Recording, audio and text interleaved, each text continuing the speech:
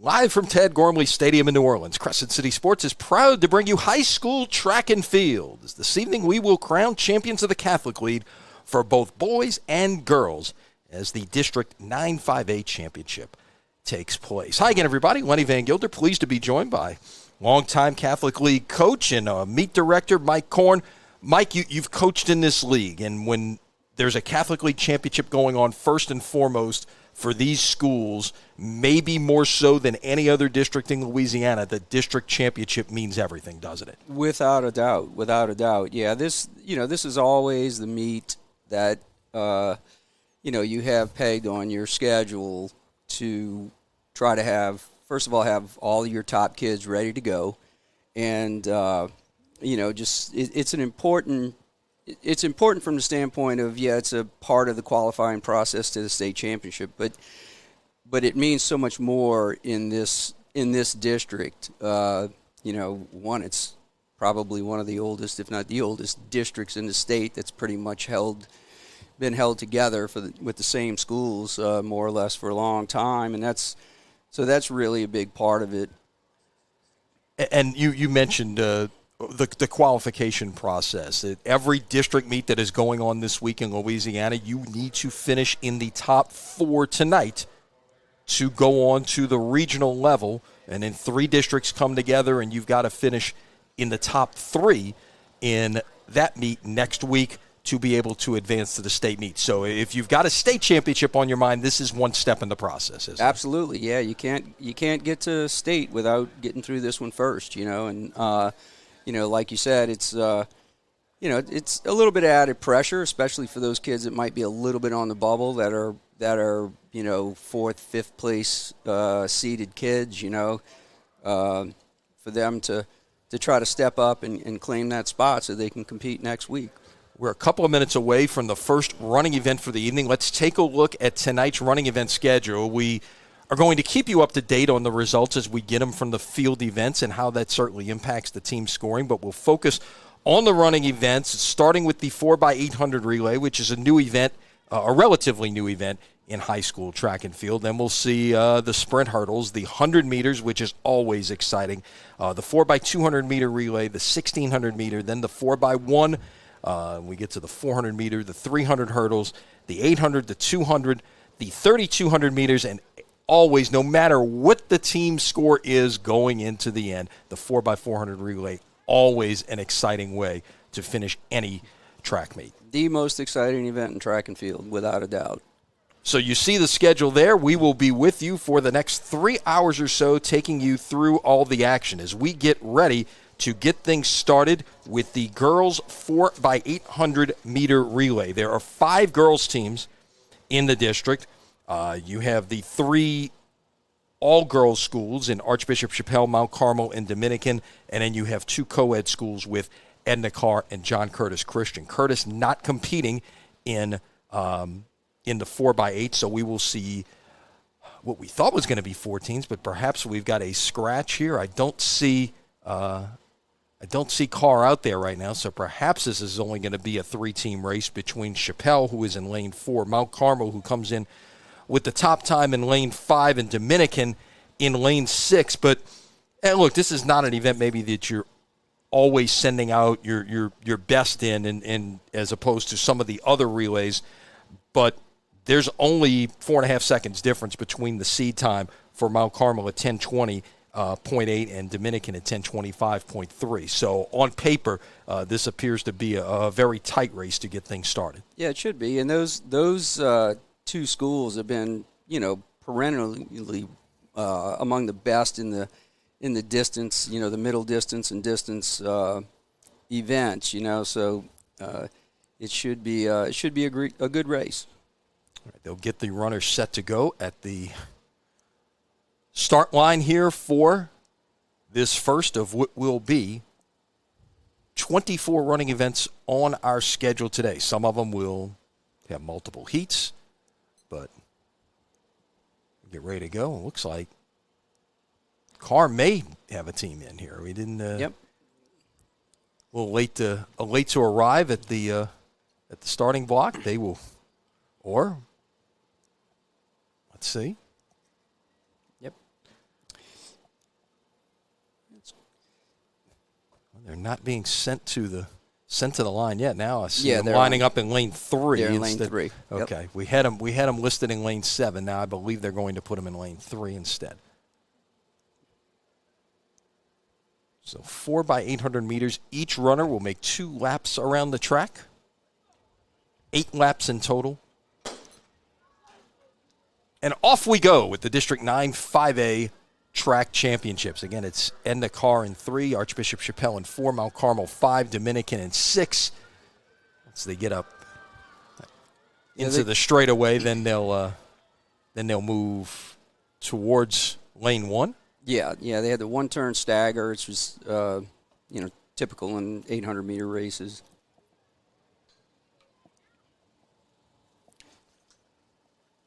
So good start here early on. Yeah, it's a good brisk pace.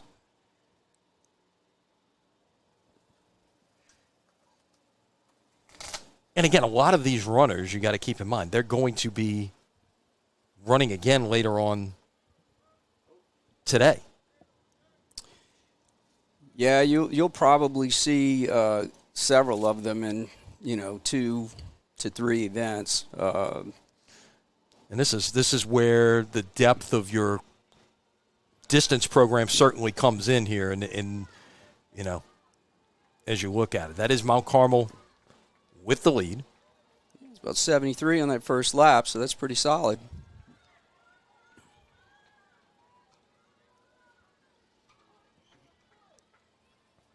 That's about a 20-meter lead that she's opened up here on that third turn.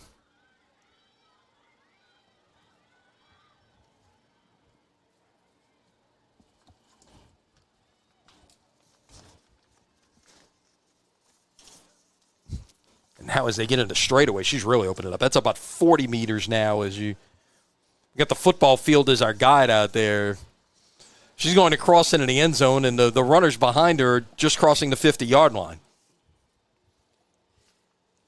That's always nice when you're running the second leg and you're getting a handoff with that kind of lead, I'm sure. Yeah, no doubt.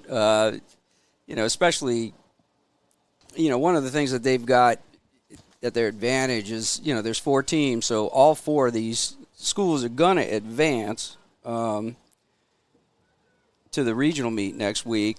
But so it takes a little pressure off of them. But you can tell, this district meet matters. Sure.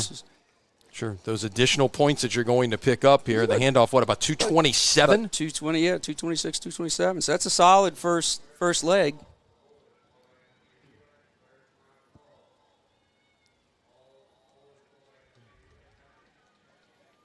And the lead is now extended out to just about 100 meters here. Yeah, this is if they're running according to the programs, Ava Leone on the second leg for Mount Carmel. Right. And we believe it was Georgia Crozier who ran the opening leg, but of course they can substitute. We don't get cards sent up to us here in terms of who's running which legs. They can enter a pool of 8 in these relay events.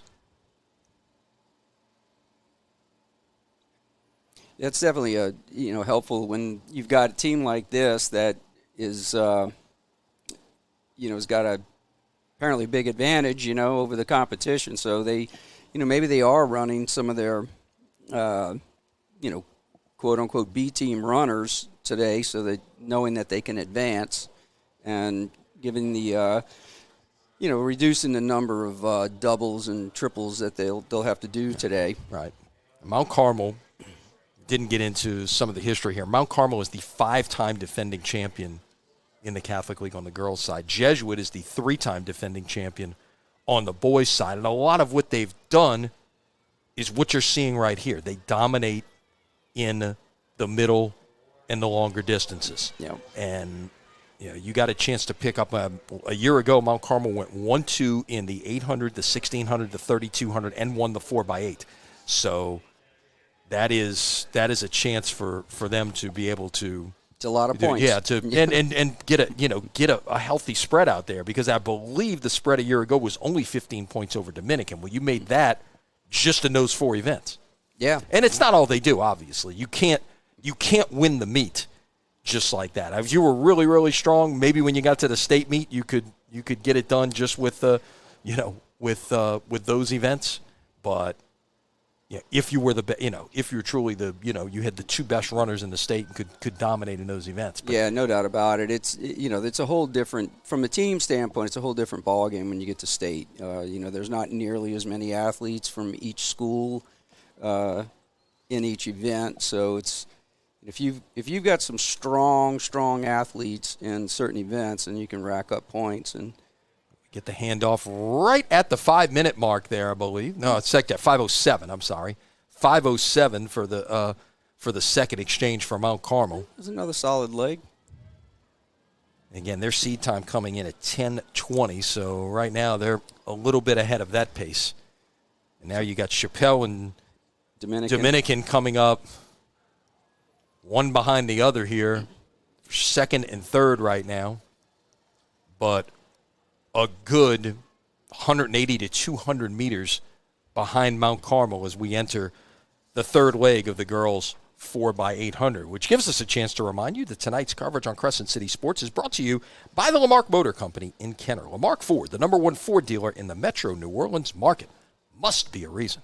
Thanks to the Lamarque Motor Company and the entire team, Ronnie Jr., Ray Hoffman, everyone involved in the operation at Lamarque for their support of what we do here at Crescent City Sports.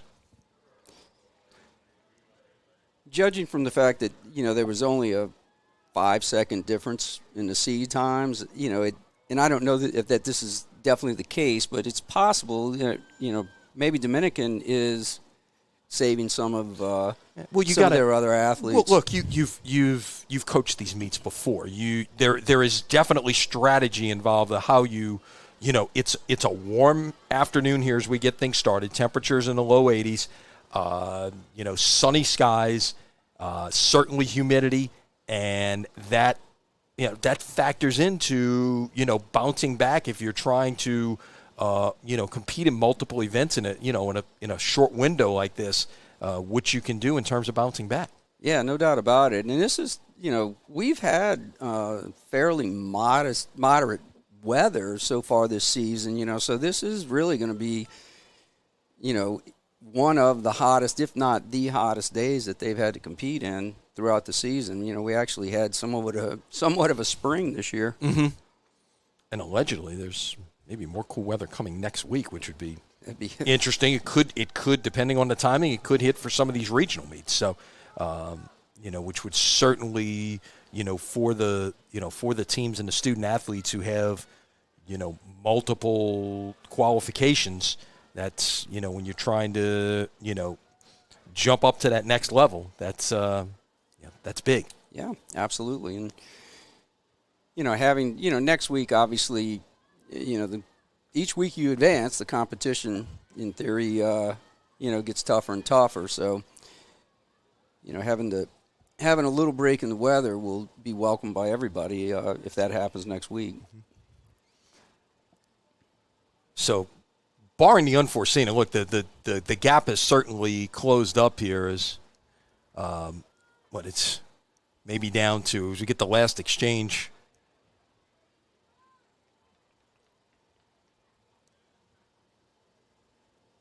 Or check that. We've already had the last exchange for Mount Carmel. That was the right. I believe that was the last exchange for Dominican. And here it comes for Chappelle, and Mount Carmel has actually lapped Carr with their anchor. At least they stuck with their lineup. It's Anna Joubert. Yeah, and Anna's their top 800-meter runner this year, so not surprising that she's running a good leg. That girls 800 later on is going to be quite a race to watch. As you look ahead to what is to come later on this evening in the 800, and you're talking about Anna Joubert has got the best time at 2:18:27, and Mary Quintana, her teammate, at 2:20. But then you got Aaliyah Lane from John Curtis, who is going to be one to watch down the road. She's a young one, but she's got the third fastest time, and she was the All-State Sugar Bowl Amateur Athlete of the Month last month for her performance at an age group national meet in which she ran the the fastest time in her age group ever to be run by a Louisiana athlete. Yeah, I'm looking forward to that. Those 800-meter races later this evening. That's for sure.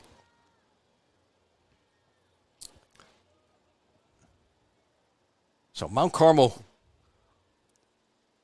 heading towards the finish of this 4x800 meters, and they will look to surpass their time. They're not going to break their own meet record, which is 10:02 set back in 2023, but it'll beat their seed time about 10. We'll wait for the official time to come in here. It looked like about 10:10, 10:11 there.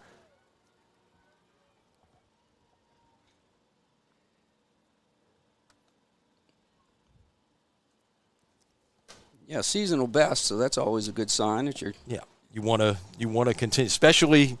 Yeah, that's a good thing today, no question. You want to be able to continue to improve as your season goes, and you don't necessarily want to peak today. 10:10.25 is the 2:6 the official time for Mount Carmel in the opening event of the evening. The girls 4x800 meters. The others still finishing out. We'll give you their results as we go. Dominican finishes second, 10:55.13, well off their seed time of 10:25. It will be Chappelle coming across third, and then the car will be coming in momentarily in fourth. Chappelle at 11:21 and change, it appeared. We'll wait for the official posting. 11:21.99. Came in with a seed time of 11:01, and then it will be Carr to finish fourth. Then we're going to get set. Once that is done, we will have 8 schools competing in the boys 4x8. And any conversation, as soon as you get to the middle distances, has to start with the two teams that seemingly have battled for a very long time atop the state in cross country in Jesuit and Brother Martin. Yeah, no doubt. No doubt. And Jesuit's seasonal best this year at 7:52 is outstanding. Yeah, they set a meet record in this event a year ago at 8:07.05. So you look at that. You look at that seasonal best. That's 15 seconds almost below that. Brother Martin's season best is also below what was the district meet record. But then after that, you drop back, after Brother Martin's 8:04, you drop back almost 40 seconds to the rest of the field. So that'll give you an idea, if Jazz Fest wasn't going on down the street, we were at the fairgrounds right now, we might have 2 odds-on favorites and a bunch of 99-1 shots right now. But yeah, I think the interesting part of this is going to be seeing who grabs that 3rd and 4th spot. Certainly. To advance. Certainly. And it's very, very close in there. You look at it. St. Aug at 8:43, Easton at 8:49, Rummel at 8:56, John Curtis at 9:01. So you've got, a number of very, very tightly compacted teams here. And again, I would imagine in some cases this is going to be first time some of these young men are running together as a team in a competition. You tend to, you maybe haven't seen the best out of all of these schools. I think this is also where you're going to see some, some of the young kids, the freshmen and sophomores that are getting their chance to run varsity. So it's Jesuit in lane 5, Brother Martin in lane 6, as you see it right now. Across, it's Carr, Rummel, St. Aug, Jesuit, Brother Martin, Easton, Curtis, Holy Cross, and as soon as we hit the straightaway right now, we'll get the runners heading towards lane 1. Yeah, the Jesuit and Martin kids, as expected, are taking the pace. We'll certainly keep an eye on splits as they come to the finish line for the first of 8 times.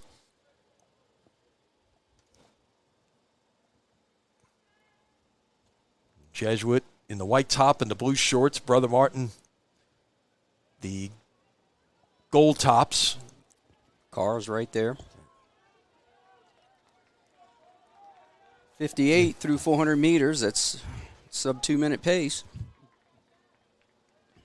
And when you have two teams like this, they tend to push each other, obviously, as well to really excel. I mean, obviously, these guys, some of these probably also compete in cross country, so this is not something that's just starting today. It goes all the way back to the fall. Absolutely, and and these guys all know each other well, so they know who they're competing against today and what it's going to take to to try to stay in a race with them. This is a nice move here.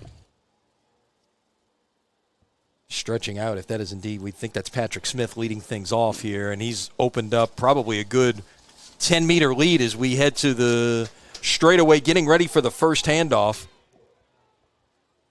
And this has a chance to be a sub 2-minute split here. Yeah, it's going to be right there. Yeah, right at two flat. Yeah.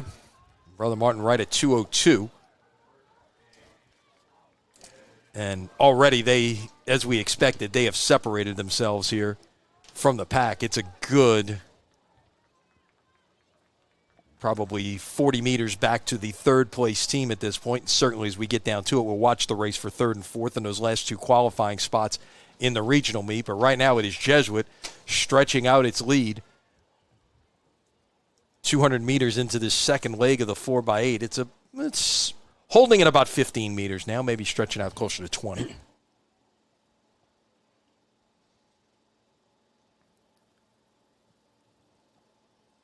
And the one thing you don't know is how these individual runners run. Some will close faster than others. Some will start faster than others. Exactly. Yeah, this is, the Brother Martin kid is doing a nice job of keeping contact. So we'll see what happens on his second lap. Right at about 3 minutes, you're split there, so a 60-second first lap.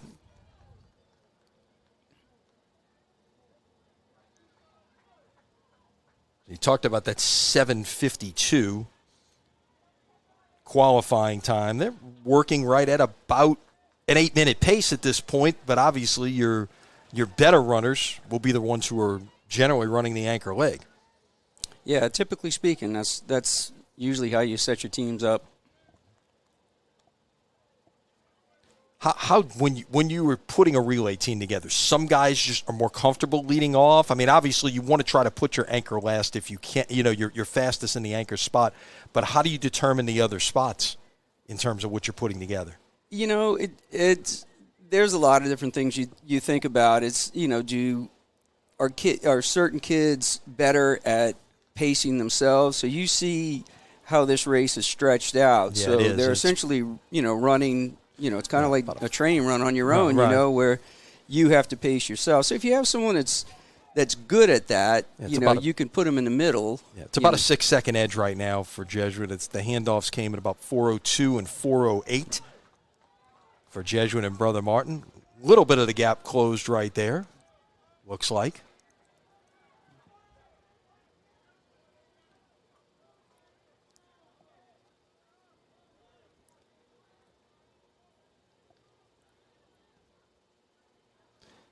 As all 8 teams have made the handoff to the third leg, and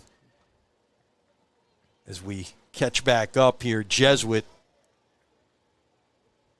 maybe not as big a lead as they had opened up. It looks like it's closed up just a little bit, and it opened up pretty significantly there around that first turn. But it's shortened a little bit here as we come down the home stretch of the first of 2 laps in this third leg.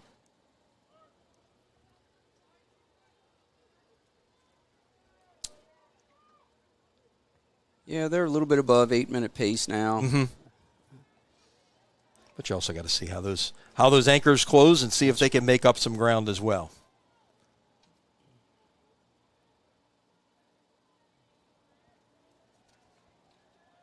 So it looks like St. Augustine third, Carr fourth at this point. Maybe John Curtis in fifth.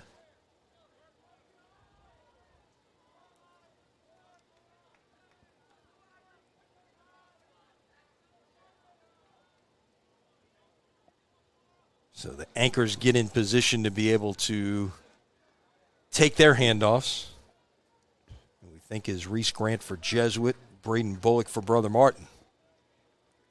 It will be the Blue Jays with the lead as we go to the final leg here. The handoff will come right at about 6:07.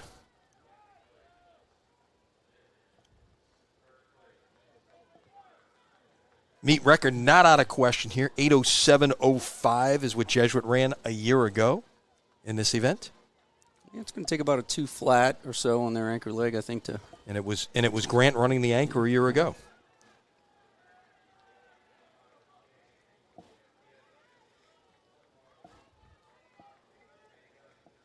In fact, if it is the 4 as advertised from what we were given, it's actually the 3/4 of the team, just in different order than what ran a year ago.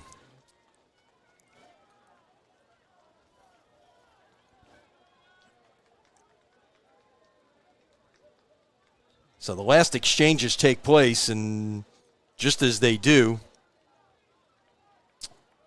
Jesuit will all he needs is about a 60, 61 on this lap, and they can break that meet record. A record's important to teams and coaches, especially. I mean, it's, how important. Obviously, winning is the most important thing, but when you've got a chance to set records, what is? I think to the individual kids, it's important. It's always nice, but like you said, winning and in this meet and advancing that's what they're here for. Mm-hmm. It's the meet records are something they can talk about later on, and especially if it lasts a while. Mm-hmm. And we've seen some. We talked about that last year in this meet, and there were some long-standing records that fell. As here come the Blue Jays towards their first win on the track of the evening in the 4x8. It's going to be very close to a record time, just short though. It's like 8:08 and change.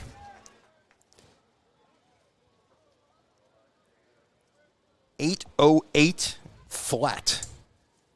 So just 7 seconds. Or check that. No, it was 808 flat is just a second off the meet record. But we got a race here for that final qualifying spot. This is St. Augustine coming across. That's in third. Brother Martin finished second at 8:23. St. Aug at 8:38. What is this? This is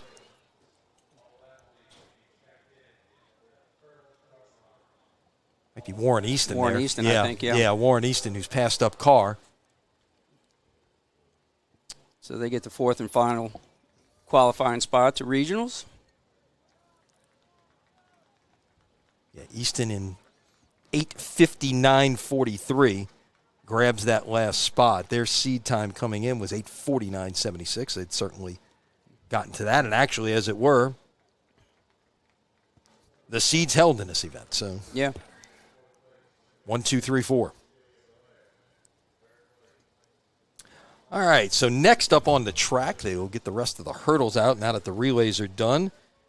You might have seen some of the hurdlers warming up to the bottom part of your screen when they came down the straightaway, but it'll be the first of 2 heats in the girls' 100-meter hurdles. Top 2 times in this event are far better than the others. It's Riley Lawrence of Warren Easton, 15:15. Simone Gust of Mount Carmel, 16:89, has the second fastest time of the 7 entries in this event. And then it drops off. Everyone else who's in the field is a seed time at around 19 seconds. Your thoughts as we get ready for this event and how these runners stack up, Mike? Well, I think certainly Riley Lawrence is the class of the field. I think she's coming in with a top 13 ranking in the state this year. So if she can run a clean race, And that's one thing with hurdles that you got to keep in mind. You've got to go over the hurdles. That's you start hitting hurdles, you're losing time, and you can even a lot of things can happen. It's not as it's not as automatic, if you will, as the flat races. Oh, absolutely. I mean, we've seen it at the highest level at the Olympic Games, hitting the last hurdle. Lolo Jones comes to mind. Several years ago, and on the verge of winning a gold medal, and hits the last hurdle and doesn't get on the podium. And. So, yeah, I mean, not to send out any bad vibes, no, but you've got to watch for that, Let's see if other score. We can update scores because there are some other finals right now. Mount Carmel in the lead on the girls' side with 27 points, Dominican 20, and it drops off as you'd expect. Warren Easton 6, Chappelle 5, and Nakar 4. On the boys' side, Jesuit with the early lead at 30. Warren Easton with 26 points. Brother Martin is third with 15. You got a two-way tie for fourth between St. Augustine and Holy Cross at 7. Rummel with 6 and Nakar with 2. We are off and running in the first heat of the girls' 100-meter hurdles. Across the track, it's Layla Williams from Chappelle, Andrea Lagos from Dominican, Caden Jackson of Mount Carmel, and it will be Jackson to cross the line first. Looks like a season best for her. 1895.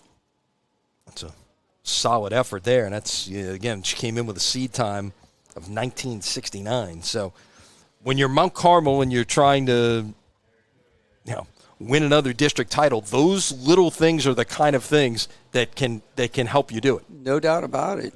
And that I'm looking at the blocks now. It looks like we may only have 3. Yeah, there may have been a scratch here. So, those. It looks like lane 8 may be the scratch. Savannah Boyard of Carr. No worse than fourth place points. No, exactly. So here we go in the main event of the girls' 100 hurdles, and it's Riley Lawrence of Easton, but staying right with her is Simone Gust of Mount Carmel. This is a good race here, but it looks like, that is close. But I think Lawrence may have gotten a torso down, but we'll have to wait for the picture there. Nope. Oh, the Gust got it 16:55. Lawrence 16:58. So that is a huge win for Mount Carmel. You talked about what happened a moment ago, getting the win there, and with the scratch at worst gave you 4th points.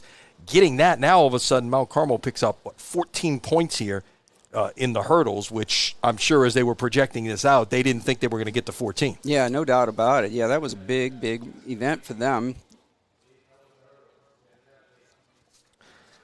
All right, so we get set as the hurdle crew will rearrange a bit. It's one of the things that takes a lot of volunteers in the world of track and field, as I know you're very familiar with, having run a lot of meets in your time, Mike, but to get all these things in place in short order, and we'll have 3 heats, we believe, it looks like they may have reseeded here, and we may only have 2 heats with just some of the scratches that may have come in here. I think that's what has happened. We may have had a scratch.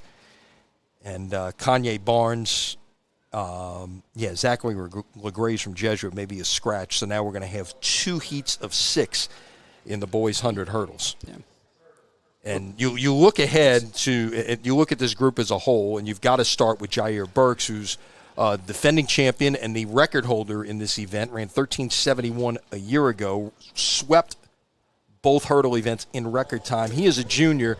He's getting recruited in both football and track, and we're going to talk a lot about wide receivers getting recruited a little more as we go along when we get to the flat 100 and we get a chance to look at the Brother Martin's Easton Royal. But Burks has obviously established himself as a very, very good hurdler, somebody who, depending on where he ends up going to college, may have a chance to compete in both sports. Yeah, that'd be outstanding, for him. I mean, he's certainly the class of the field here and in the state. I mean, he's, again, leading the state by 0.2 of a second. So, he's setting himself up nicely for defending his state championship title for sure. Well, we'll see Burks in the next heat. We'll have 6 running in the first heat. It will be Barnes from Carr, Cole Schlosser from Holy Cross, Colin Cassian from Brother Martin, Zayla Everidge of St. Aug, Jamon Williams of John Curtis, Brendan Jackson of St. Aug in this opening heat. And this is, again, you talk about the scenarios about trying to get a point here, a point there, and which should be, just like Mount Carmel Dominican figures to be a close race on the girls' side as it has been for many years. Jesuit Brother Martin can be the same way on the boys' side. See, it's one of the things is, Brother Martin has has Cassian in this heat. If he can perhaps, win the heat and grab, a sixth place point or a couple of points for fifth, whatever the case may be, that's what you're looking to do here, because every point, that 1 point can certainly make a difference. Yep, without a doubt. And I'll tell you, this race features 3 of the top 5 hurdlers in the state. When we get to the second heat, second heat, yeah. Bickham was 5th in the state meet last year, and so right now, those Burks and Bickham of Warren Easton and Torres of Warren Easton are, those are 3 of the top 5 hurdlers in the state. So we did have a scratch. It appears that might have been Cassian that did not run. I'm not sure. No, Schlosser did not run. I'm sorry, because they redrew it. And this is going to be in lane number 6. That is Cassian to win for Brother Martin. In 1688, which is right at what he came in with as a seed time. Williams, Everidge, Jackson, and Barnes finishing out the running order in this first heat. So we'll get set for what figures to be an entertaining final heat in this boys 110 hurdles. Jair Burks of Jesuit in lane 6. That will be third from the top as you look at it. They're using lanes 4 through 9. He is surrounded on either side by the 2 Easton runners. Miles Torres will be in lane 5. Jerron Bickham will be in lane 7. Also, it's Louis DeSobrey from Brother Martin in 4. Landon Williams of Curtis in 6. Xander McGee of Holy Cross in 9. Yeah, we would certainly expect all of the scorers to come out of this heat just based on seed times. Yeah, there was a significant gap between the lowest in this heat and the best time coming out of the previous heat. But again, it's the thing with the hurdles. You never know what may happen. Never know.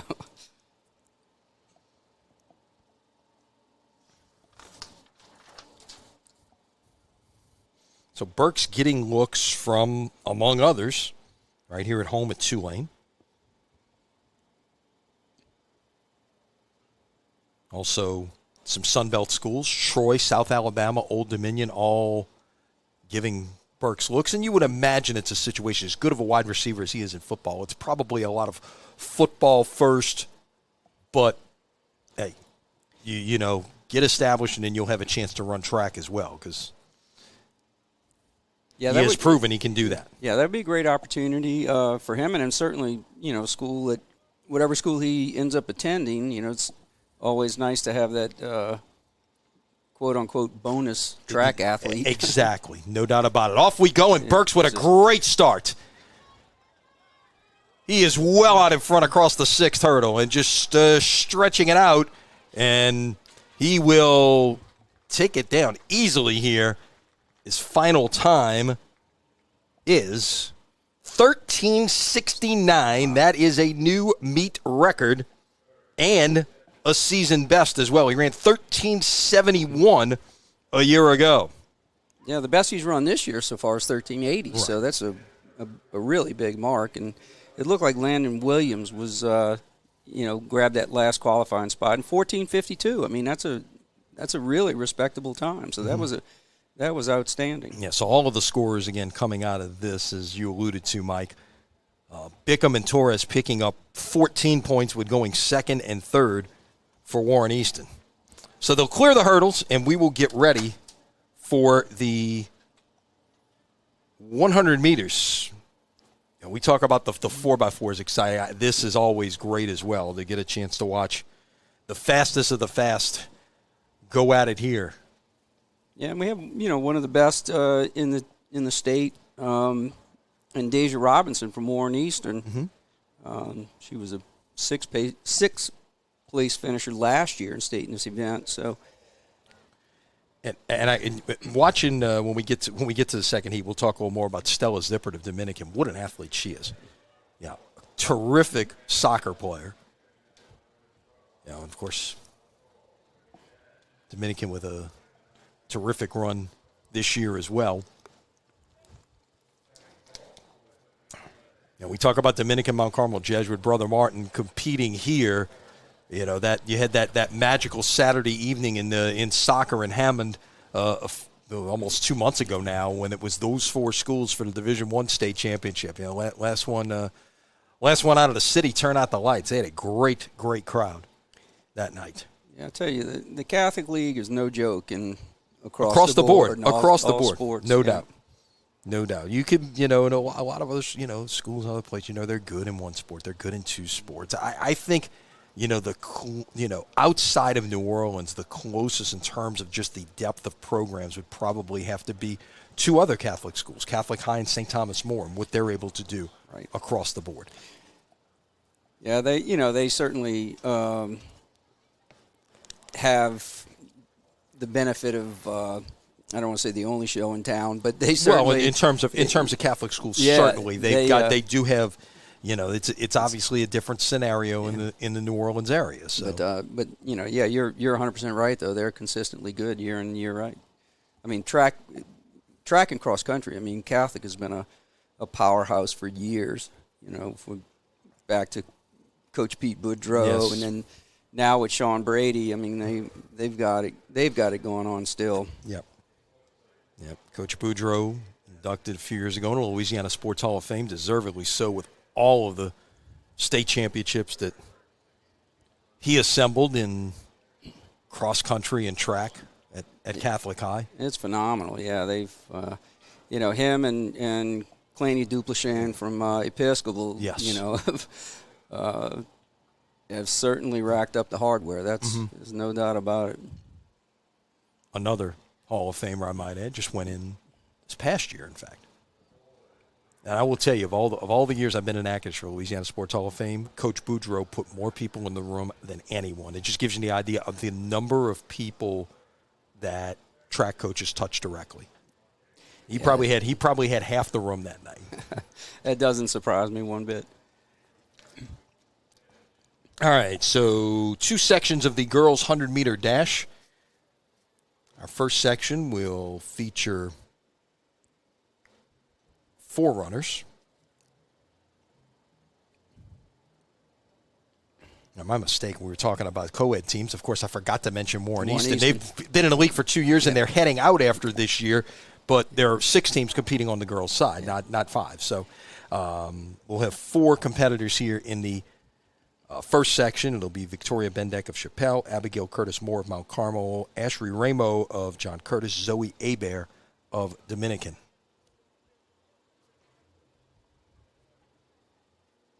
And again, a decent spread. Well, not hard. Curtis Moore's 13:32 is just 0.16 of a second slower than the last seed time coming up in the next heat.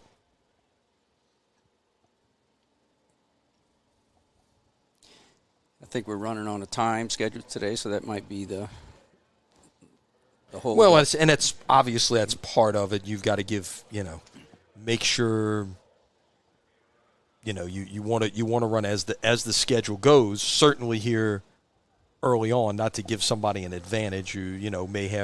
Somebody may have runners coming back in the 4x1.5 hour that aren't competing, or the 4x2 even. That's not running in this race, as opposed to someone who does, where you might create an advantage by going early. Yeah, I'm not quite sure when they made the change in the schedule, but it definitely makes it tough on some of these sprinters. No doubt. In the middle of the track, it's Curtis Moore and Ramo. Ramo from John Curtis will win this opening section. 12:89.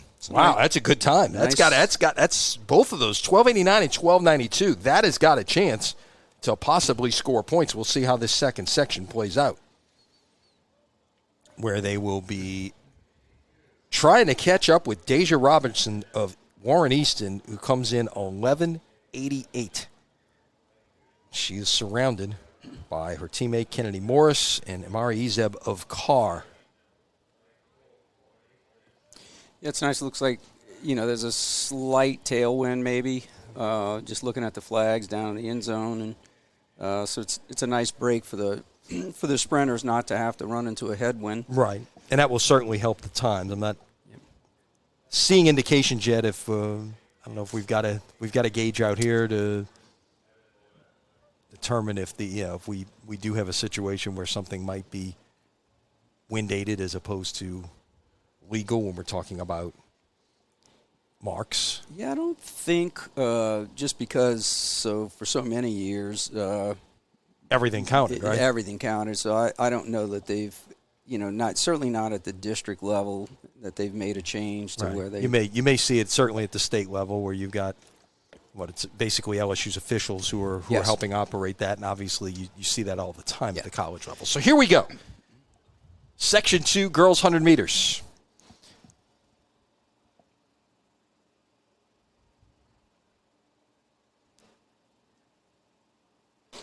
Off we go.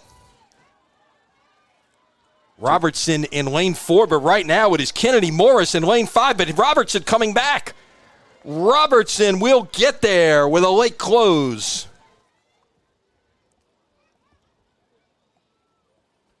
$11.84 is right at the meet record there that was set 5 years ago by Raven Nunnery of John Curtis. 11.846. Will those become co-record holders or?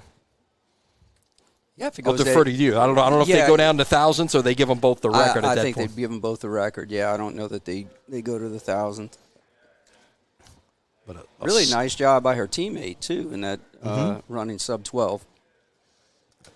So they will both advance, and that's 18 big points there for Easton, who is trying to break up this Mount Carmel Dominican party on their way out of the district and then back over competing with the Jefferson Parish schools next year.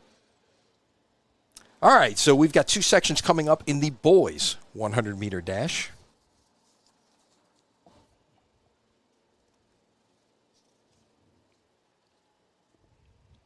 Fastest time in the opening section belongs to Zachary Geary of Cars in lane 4, 11:22. You start to look ahead.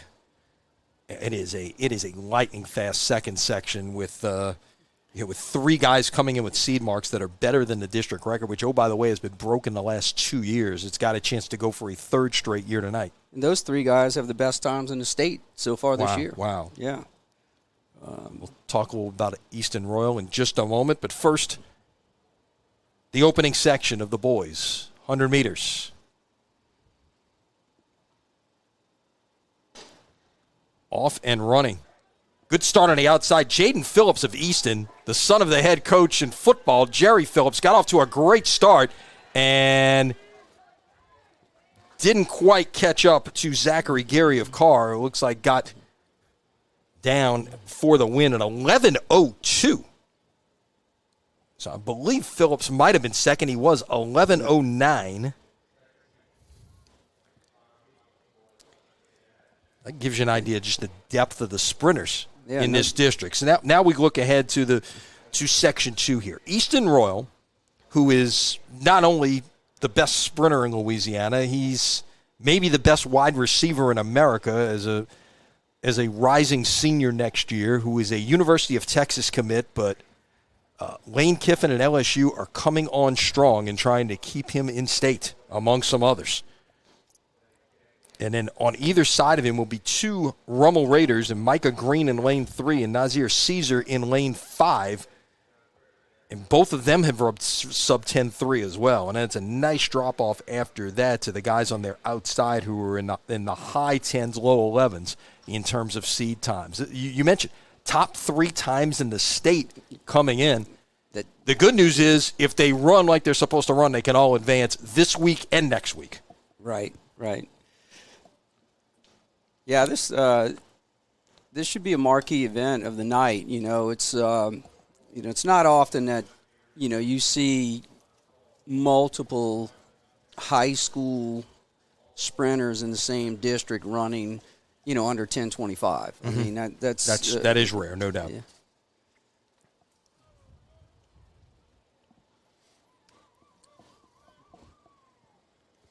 Roy will be looking to improve by one spot at the state meet this year if he makes it back to Baton Rouge. He was runner-up last year in this event. Again, he's just a junior. He is in lane 4. Green is in 3. Caesar's in 5. Count him from the inside out. Off we go. And Royal accelerates, and he is rolling. What a performance by Easton Royal. And let's wait for the official time to come in. 10:24, which will break his own district record from a year ago. This is really deep. 10:41 in second, 10:53 in third. 10.236 officially. So that actually becomes 10.23. 10:41 for Caesar, 10:53 for Green. Derek Bilbo of John Curtis Christian, 10:78 will grab the fourth and final qualifying spot. So Anthony Gabriel runs an outstanding 10:89, and he doesn't make it. Yeah, that is the depth of what we're talking about here. So we will get set for the girls 4x200 meter relay coming up next. But first, a chance to remind you to tonight's coverage on Crescent City Sports brought to you by Ochsner Andrews Sports Medicine Institute. Get the same sports medicine care the pros receive with minimally invasive treatments and quicker recovery times. Visit oxnard.org/sportsmed to learn more or schedule an appointment near you.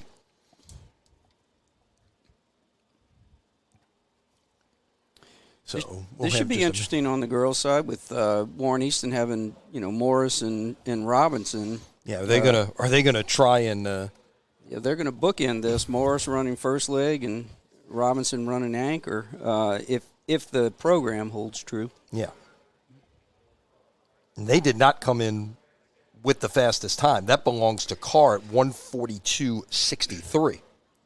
This is an event where handoffs certainly play a huge role. It's one of those events that's really hard to practice. Practicing your 4x100 exchanges is a little bit easier, but to try to simulate 200 meter finishers going into the exchange zone, and that it's just a lot more difficult. So there's a little bit more guesswork in getting your exchanges right in a 4x200 relay. All right, let's take a look at the team scores at this point. On the girls' side, Mount Carmel leading with 38 points. Warren Easton, the Dominican, tied for second with 26. Edna Carr has 8, and Archbishop Chappelle with 6. On the boys' side, Jesuit leading with 50 points. Warren Easton in second with 41. Brother Martin third with 39. Then it's down to Rummel in fourth at 20, Holy Cross 15, John Curtis 12, St. Augustine 7, Edna Carr currently with 2. Next event, again, the girls 4x200 meter relay.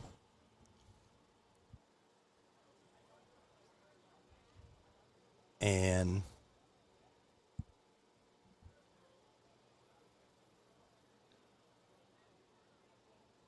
again, we're ahead of schedule here, so we will wait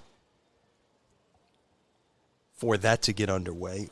Just at this point now, what are we, a quarter of the way through, I believe? Or yeah. That's about right. A quarter of the way through our running events, 3 on each side. Obviously, field events ongoing. We'll try to catch you up on some of those as well. Yeah, we got a few of those that are finished. The javelin, Oliver Hartman, a Jesuit, won the javelin with a throw 170 feet 4 inches. and Brady Allen was second at 163.2. And that's look. You talk about Jesuit, and that is the thing that they do. They excel in the distances.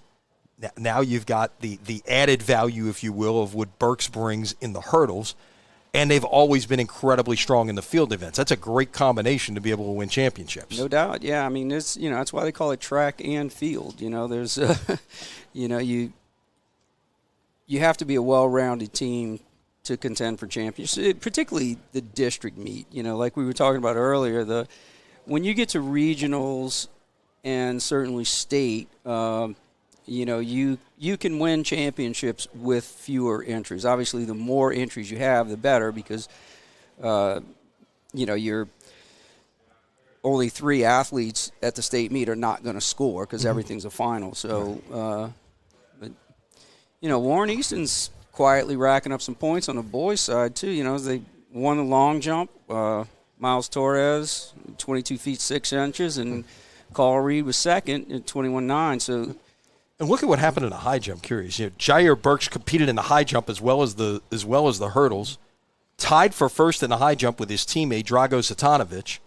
So they each get 9 points. They still get the 18 points, but that's now, suddenly Burks is in a position to win 3 events at this meet. Right. Yeah. Because he, of course, is at least on paper the favorite in the 300 intermediate hurdles as well, and is the meet record holder in that.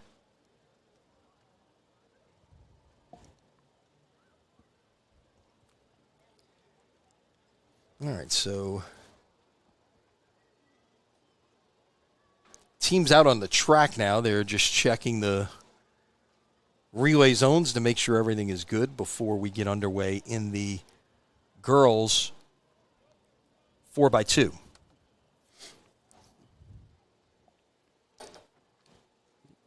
Just look at Mount Carmel, picked up 18 in the girls' long jump. So,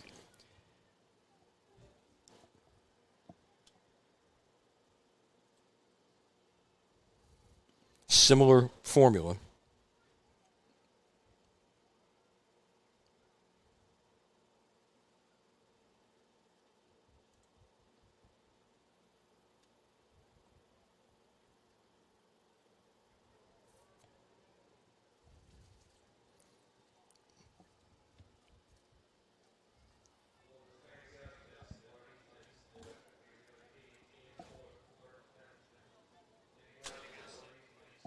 All right, so the lane assignments here for the 4x2 will be Dominican in lane 3, Warren Easton in 4, Carr in 5, John Curtis 6, Mount Carmel 7, Chappelle in 8. Although, yeah, we do have 6 teams out there, okay. Some of them now with the shadows starting to make their way across the far side as the sun starts to set. Yeah, that little bit of cloud cover is welcome. Mm-hmm. Yeah, sun's still got a little ways to go, but yeah, at least the clouds have put some shade across the far side of the track.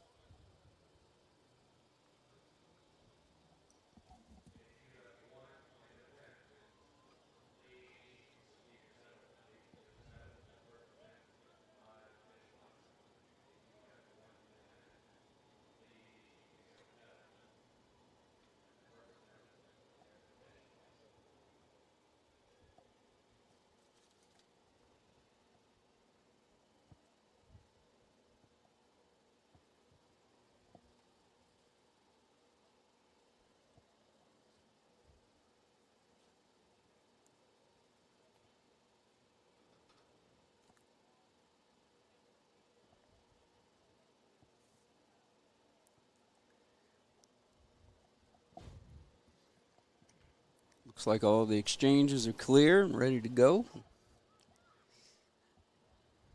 The winding of the arm, just to say we are ready after we got clean flags everywhere. One of the things that can Just slows down the process a little bit as you run your hurdle races. Or not, sorry, your relay races, just to make sure all of those things are in place. Off and running here in the girls 4x2. The stagger, sometimes it's hard, especially here in this. It's going to be hard to pick up. You got to wait for the handoff to see who actually has the lead, although you can see in lane 4, Easton is making up a huge stagger on Dominican. That's Kennedy Morris, your runner-up in the 100. So, it looks like they made the handoff first. Yep. Again, until you get the full way around the track, that's when you really see who your leaders are. But Easton is making up ground.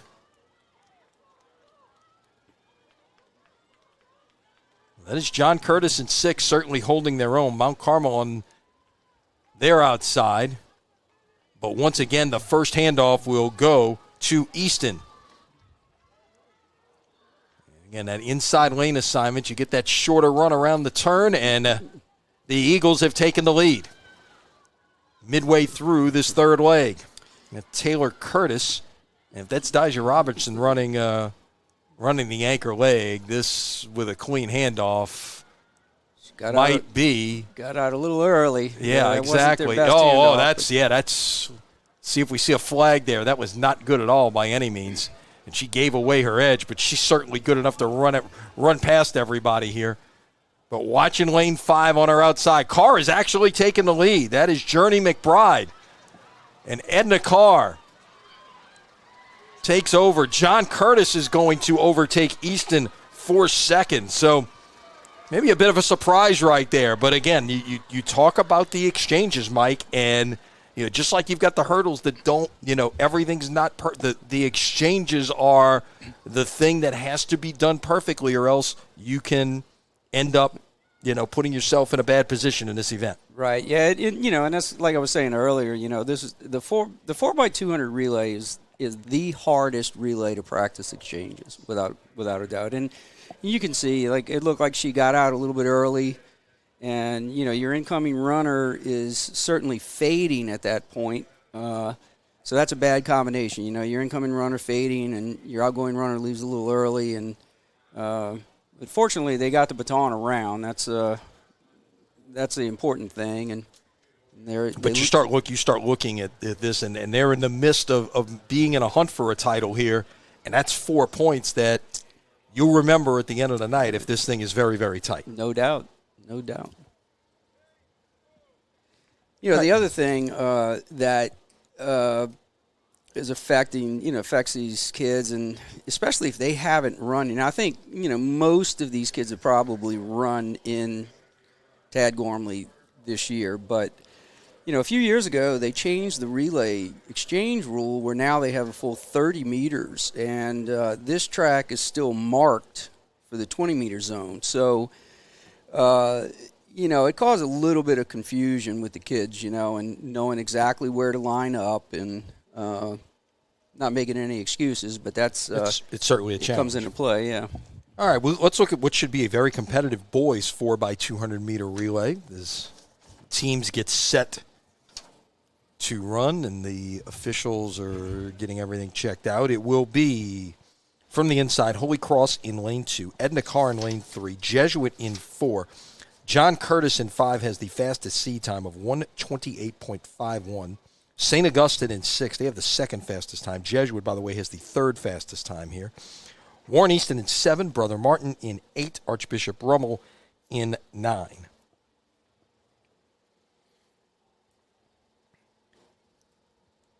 Well, if seed times are an indication, this could be quite a race. Yeah, there's not a lot of difference. 0.4 of a second separating first and third. Only 1 second separating first and fourth. And again, remember, besides the points that they're competing for and trying to win win a district title and individual in these events and win a team title, the top 4 advance in each event to the regional meet next week. If I'm not mistaken, this is the one region that actually has 4 schools in it. Is that correct? 4 districts. I think when they redid the when they redid the North Shore a couple of years ago to account for salmon, and actually, there was a lot of back and forth into how that was going to line up. They split it into 2 5-team districts over there. Chalmette went to the North Shore and competed with the 9 5A schools across the lake, but they broke it up into 2 5-team districts where the Slidell schools, and then they took, I believe it was Fontainebleau out of the Mandeville Covington area, and sent them over to compete with the Slidell schools and with Chalmette in the district, and the rest of the schools, the Tangi schools and the other schools in the Mandeville Covington area make up the other district. But they're going back to one district on that side next year. Chalmette will come into the Catholic League here, taking Warren Easton's place, who is going to go into the Jefferson Parish League. There will be a test on that later. Yeah, I was going to say, you definitely need a program to know who the players are. No doubt. Here we go in the boys 4x2. Good opening leg being run by Brother Martin and Hayes. They've already cut off Rummelstagger for lane 9. We'll again watch to see where the handoffs are coming first here. And it looks like maybe Brother Martin and St. Aug are very even there. Very close. Very close.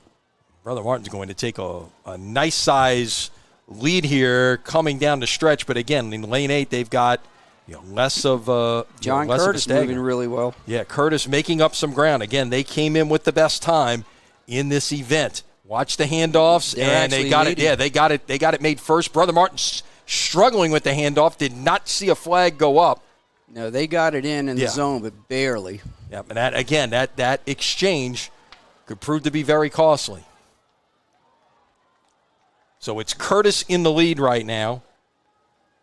That's nice exchange. St. Aug Easton, Brother Martin right there as well. They are running 1, 2, 3, 4 in this race.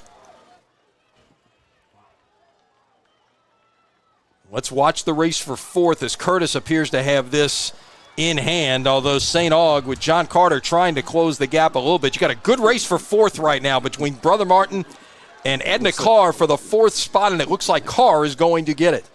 Nice close there by Eldrick Cambrice, we believe that was, in the 4th spot to get up for 4th. So Curtis, 127.35, better than their seed time of the entering 128.51. Yeah. St. Augustine 2nd, Warren Easton 3rd, Edna Carr 4th, and Brother Martin, Jesuit. I believe it was Holy Cross and Rummel finishing things out there. So coming up next will be the girls, then the boys, 1,600 meters. In fact, let's take a moment to kind of catch you up on what we still have to come here. As you see, what is our remaining schedule? The 1,600 is next, followed by the 4x100 relay, the 400-meter dash, the 300-meter intermediate hurdles, the 800, the 200, the 3,200, or basically the equivalent of the 2-mile, and the 4x4. That is what is still to come on this Thursday night as we look to crown champions in District 9 5A. And while we have a moment, let's catch you up on the team scores while we get ready for the next event. Mount Carmel at 54. Dominican back into second with 44. Warren Easton 40. Edna Carr 24. Archbishop Chappelle 11. And John Curtis Christian with 9. Things tightening up on the boys' side. Jesuit 51. Warren Easton 47.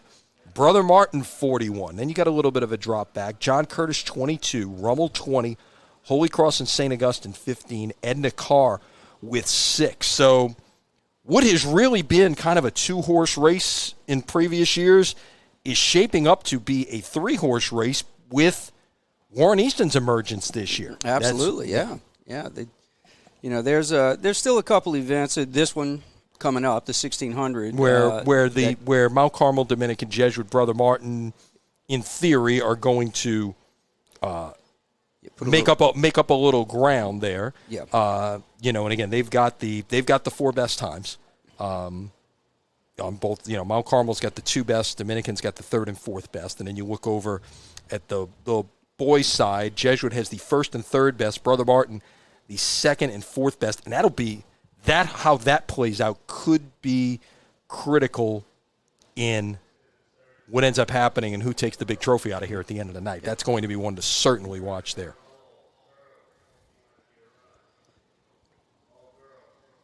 This is where your perennial cross-country schools really show up. Dominican and Mount Carmel, are going to be the class of this.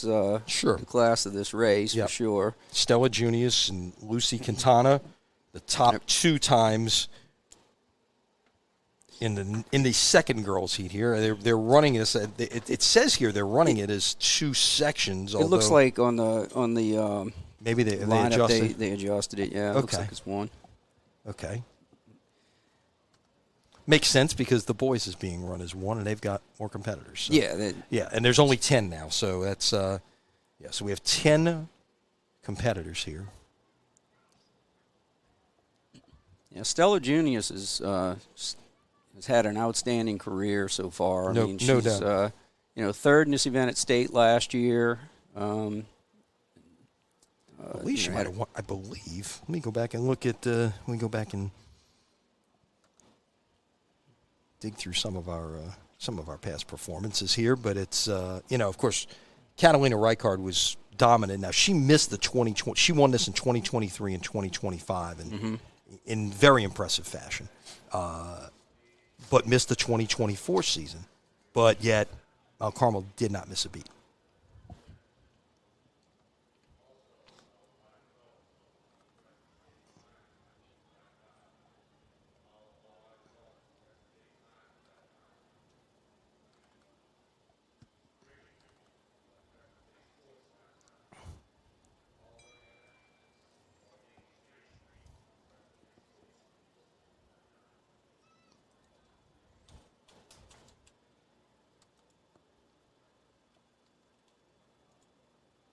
She won this in 2024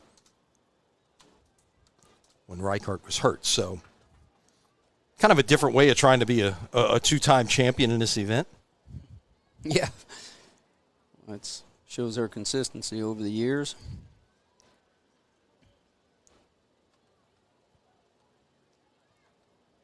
Yeah, she won both the 1600 and the 3200. And Quintana, her teammate. That's a very familiar name in distance running circles in this city. With Quintana was second both of those years as well. So here they are back, 2 years after their 1-2 finish. Right, and her sister and brother are both really good, and of course their mom and dad, Robbie and Rachel, were outstanding high school runners in their day. So we get set to go. They've got them on the line.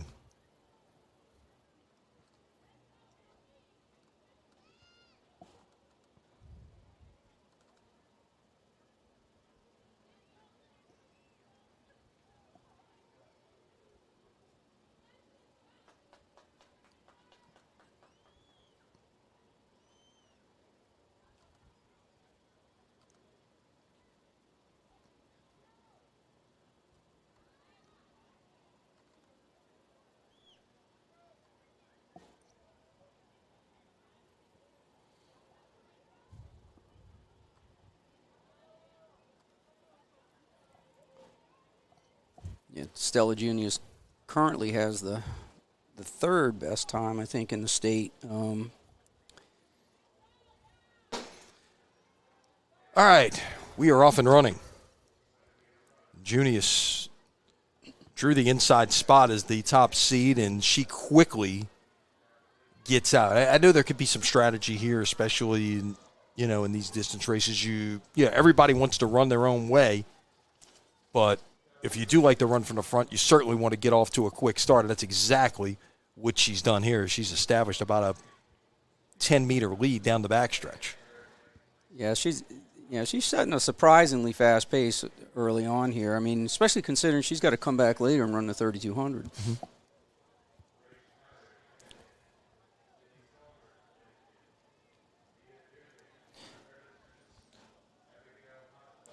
The next 4 spots are kind of measuring each other up. And again, keep in mind, that's what determines who advances. The top 4 will move on to regionals. This is really a fast pace. It is. It really is. Yeah. Let's see. It's 72 seconds. Yeah, that's 4:48 pace. That's right. It's and again her seat time is 5:02. The meet record is 5:05. We'll see if she settles in a little bit here on the second lap.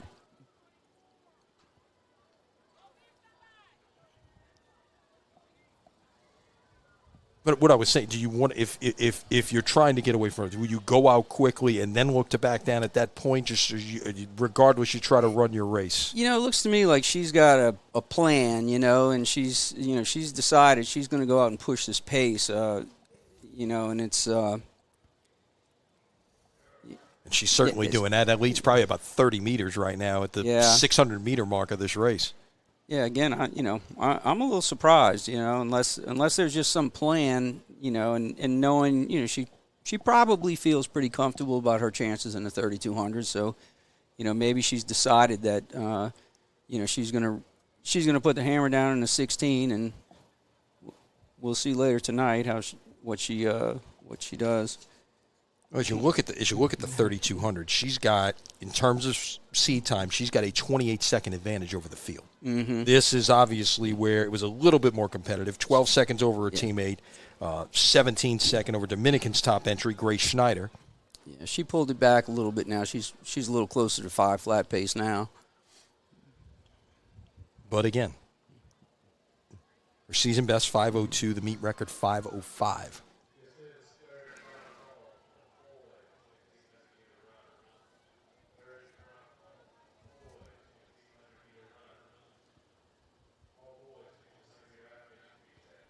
An interesting race from second and third here. Yeah, exactly. You almost start to look back at that as the lead is right at around 50 meters. Yeah. Yeah, she's definitely got this race well in hand.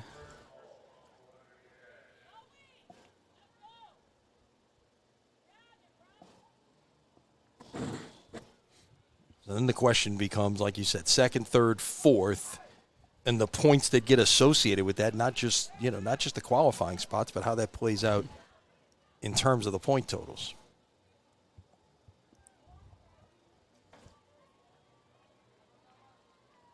Junius will get the bell at 3:46. So she is right on pace to match her season best, and that would, again, if she could keep it up, that would be a meet record. Her former teammates set it a year ago. That second, third battle right there, they are neck and neck. That 2-point swing right there between Mount Carmel and Dominican. Again, we emphasize it, but the coaches are thinking like we're thinking right now. That is massive, and as you look at tight competitions, isn't it? It's like Snyder's trying to make a move here. So Grace Schneider, Dominican, came in with a seed time just 5 seconds off of Lucy Quintana of Mount Carmel. Stella Junius will make the turn into the final 100 meters. The question now becomes, can she go sub-5 or can she get a meet record? She's going for it. You see the clock in the top of your screen. 5:05.54 is the meet record. She goes 5:01. 5:01.10 officially for Junius, a new meet record. Now the battle for second. 5:15 for Snyder, and just breaking 5:20 for Lucy Quintana. That's those are all very, very respectable times. Right. And it will be Sydney Chalmers of Dominican finishing fourth, 5:31. Mia Duncan of John Curtis will be fifth, another second and a half back, and just outside the top four. So as the other finishers wrap up, We'll have to wait for the event to go final before we can update the scores. But again, that move by Schneider there, that now Dominican will pick up 12 points out of this event and Mount Carmel 16 instead of what would have been 18 and 10. So that one swing there is worth 4 points. Yep.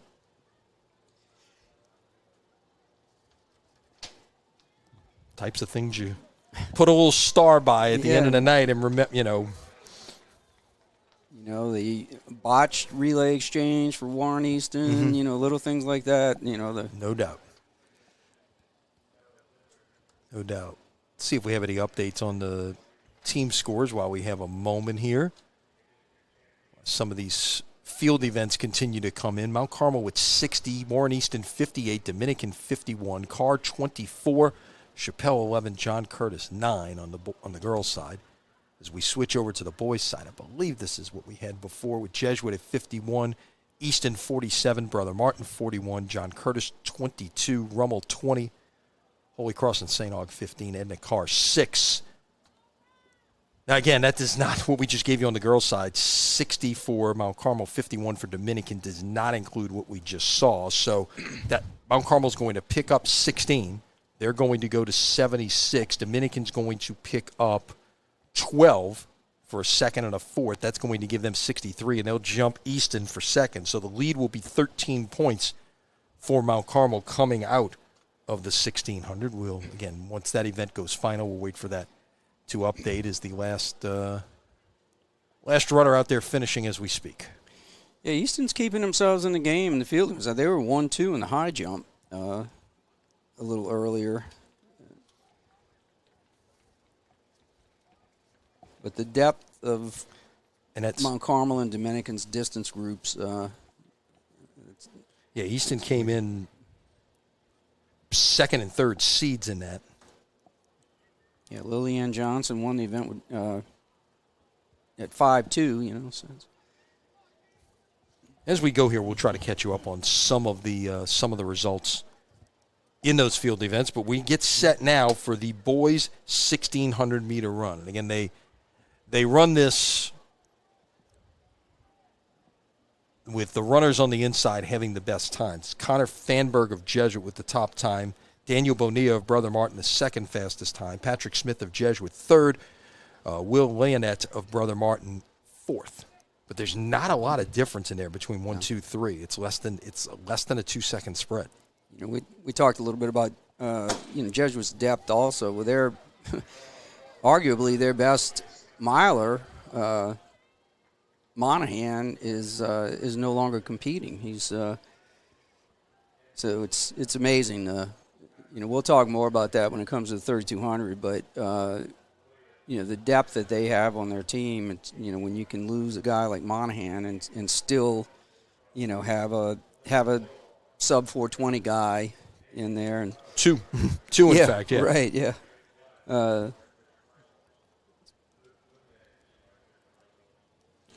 This looks like a more of a measured pace. Yes, yes. Not what we saw with Juniors going out quickly. This is a little bit more of a tighter front pack here, and the strategy of when you want to make that move. You've even got the two St. Augustine runners. Mm-hmm. That is Jaron Blanchard and Brian Ankar up there near the front. I believe that's one of the Holy Cross runners that's at the flank of Fanberg. This is a pretty leisurely pace.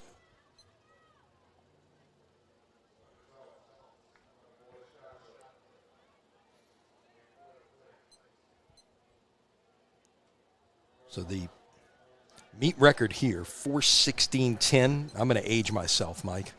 1982 by my former high school classmate, the late Keith Ivey. Keith Ivey, yep. He was Keith was a freshman at Rummel when I was a senior. We both came up through the Mardi Gras Track Club summer track program with Coach Doyle. Yeah, we lost Keith way too soon. Yeah, no doubt.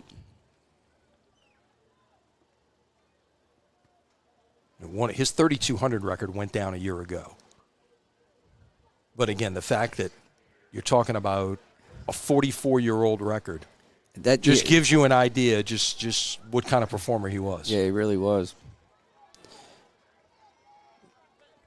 And there was that whole, era, John Radcliffe, Bonneville, and Keith, and there were a handful of guys that were, I think Bobby Beck or Salmon was maybe a little before those guys. Mm-hmm. Yes.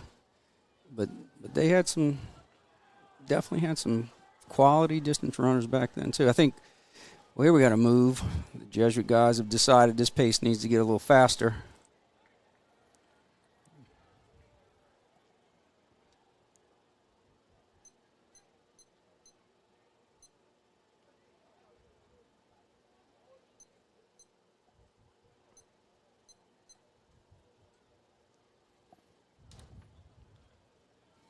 See how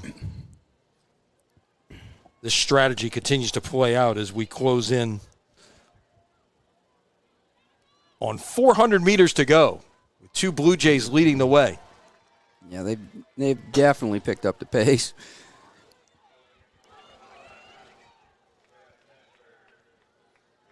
And they're positioning themselves for a 1-2 run here. And this is a lot of times what you see with the Jesuit runners is they will, they'll lay bend and then they'll accelerate. Bonilla's got a little something to say about it, though. Yes, he's trying to grab it, but here comes Smith right back at him. Yeah. And this is going to be an interesting battle for second and third here over the final 200 meters as it looks like Fanberg has stretched this thing out. Smith trying to do the same for second. Yeah. And again, we talked about that 4-point swing a moment ago in the girls' side. That's what's going on here for second and third is you see Fanberg down the lane with about 80 meters to go.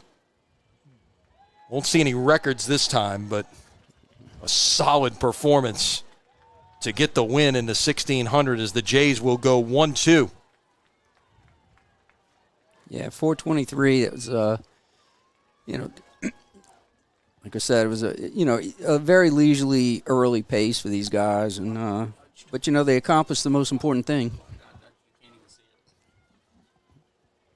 and that's winning the race.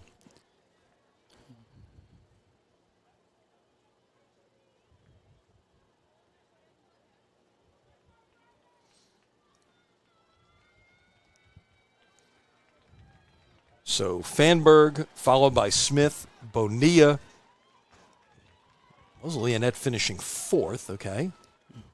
So Brother Martin does pick up 10 points, and then it's the 2 Holy Cross runners, Martin and Suarez.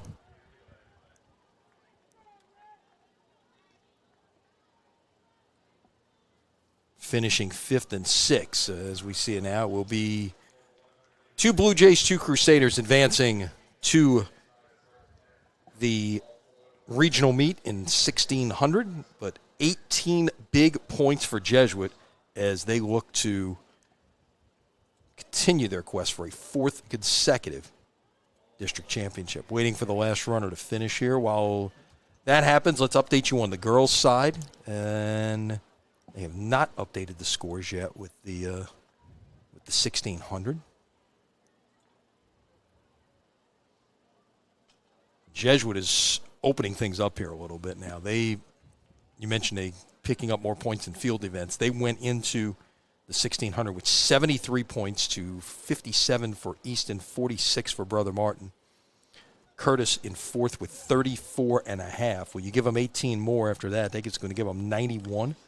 Brother Martin and Easton will effectively be in a flat-footed tie for second, 57-56. So we'll wait for those results to update as we get you set for the next event on the track, which will be the 4x100 meter relay. Girls coming up first. John Curtis will not put a team in here, but it will be Chappelle, Dominican, Carr, Easton, Mount Carmel fielding teams. Now we have updated scores on the girls' side. Mount Carmel 76, Dominican 63, Easton 58. Then it drops down to Edna Carr 24, John Curtis 12, Archbishop Chappelle 11. And we got the update now on the boys' side. Jesuit 91, Easton 57, Brother Martin 56. So the Blue Jays opening things up a bit. It's not over, but I think the Jesuit team can see a path to a fourth consecutive district title opening up very quickly. Yeah, I think they can start making room for that trophy in their trophy case. Speaking of, Jesuit is hosting this, and one guy we got to give a shout-out to this evening is the retiring athletic director at Jesuit, who's been there for more than 40 years, David Moreau, who's always a great help to everything that we do at Crescent City Sports. Baseball coach, then athletic director, did an outstanding job in both positions, and he will be missed tremendously. Yeah, those are very big shoes to fill for sure over there at Bank Street. No doubt. No doubt about it. They say in big jobs, you never want to be the guy that follows the guy. Somebody's going to have to do that. With Dave.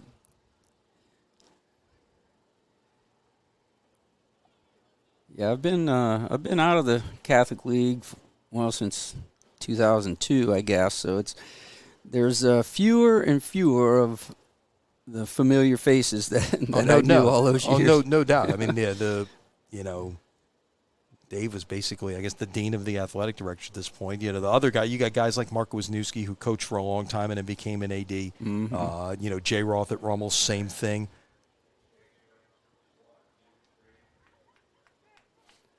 All right, set to go in the girls 4x1. Chappelle Dominican, Carr, Easton, Mount Carmel. Carr came in with the best time at 49-12. Watch your handoffs here. And it looks like Carr made the handoff first, and they are going to be right there with Easton going down the backstretch.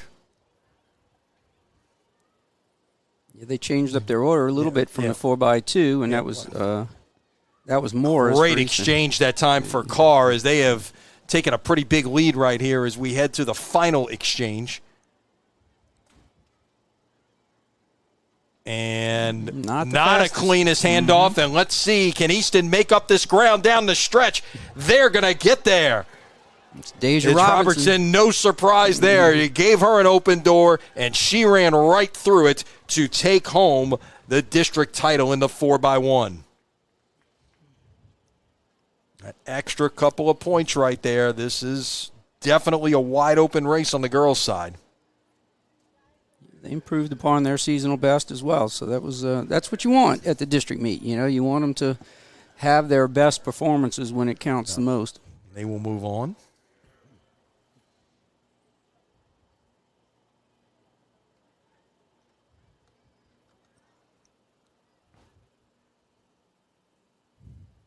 We get ready for the boys 4x100 meter, and you look at the lane assignments here. Only 6 of the 8 schools have entered teams here in the 4x1.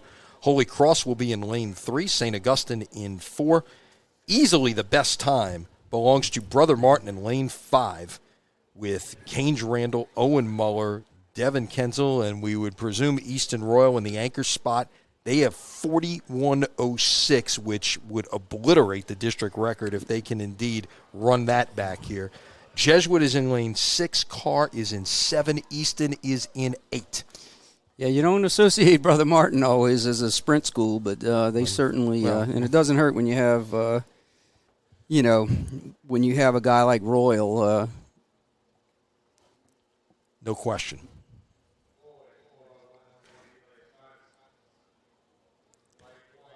Yeah, 41.06. I mean, that's. You're knocking on a door breaking 41 seconds. That's the real deal. Getting into some rare air there, no question about it. And the meet record is 41.39 that was set 3 years ago by Holy Cross. They had quite a group of sprinters. Yeah, they did. Yeah. And a lot of football players. You see that. That's not uncommon at this level, that your sprinters a lot of times are football players. Absolutely. That was a fast group of Tigers that came through a few years ago. All right, we get set to go here. Again, it will be Holy Cross in 3, St. Aug 4, Brother Martin 5, Jesuit 6, Carr in 7, Easton in 8. The gun is up. Watch for the handoffs. Brother Martin, good. Yeah, Good first leg. Jesuit's right there as well as they cut off a Nice little bit of the handoff. stagger. That was two very good legs. Jesuit getting out to a lead here for the second handoff, and not as clean this time. Let's see what happens with the stagger. And again, remember, you got Royal sitting there in the anchor spot.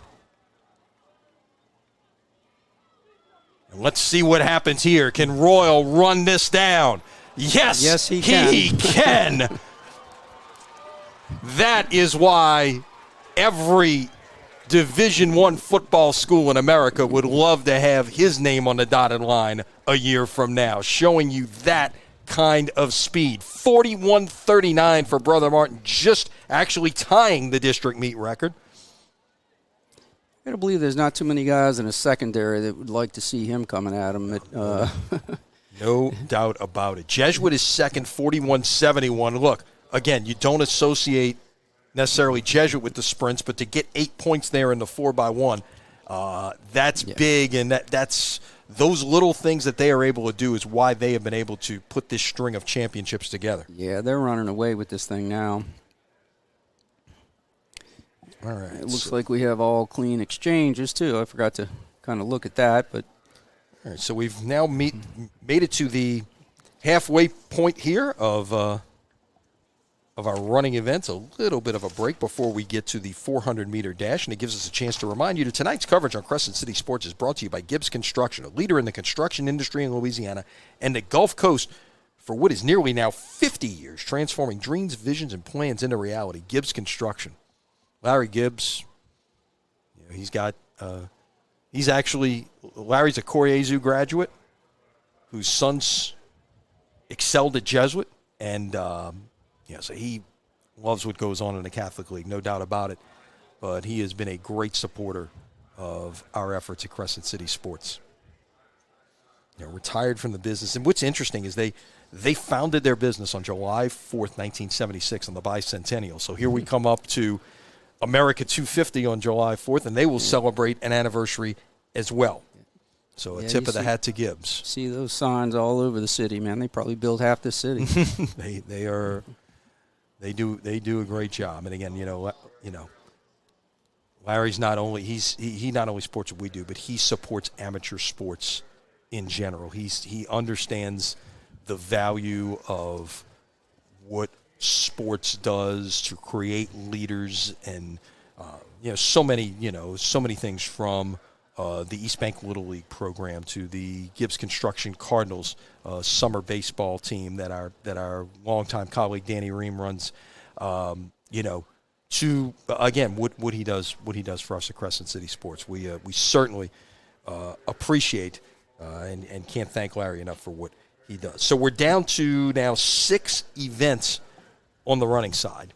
The 400 meters coming up next, then followed by the 300 hurdles, the 800 meter, the 200, the 3200, and lastly the 4x4 relay. We take a look, see if scores updated. And it's getting a little tight now. Mount Carmel 84, Dominican 83, Warren Easton 71, and drops off to Endicott 32, Chappelle 23, John Curtis 12. You get to the boys' side, and again, Jesuit has opened it up a little bit now. 102, they're the first to 100.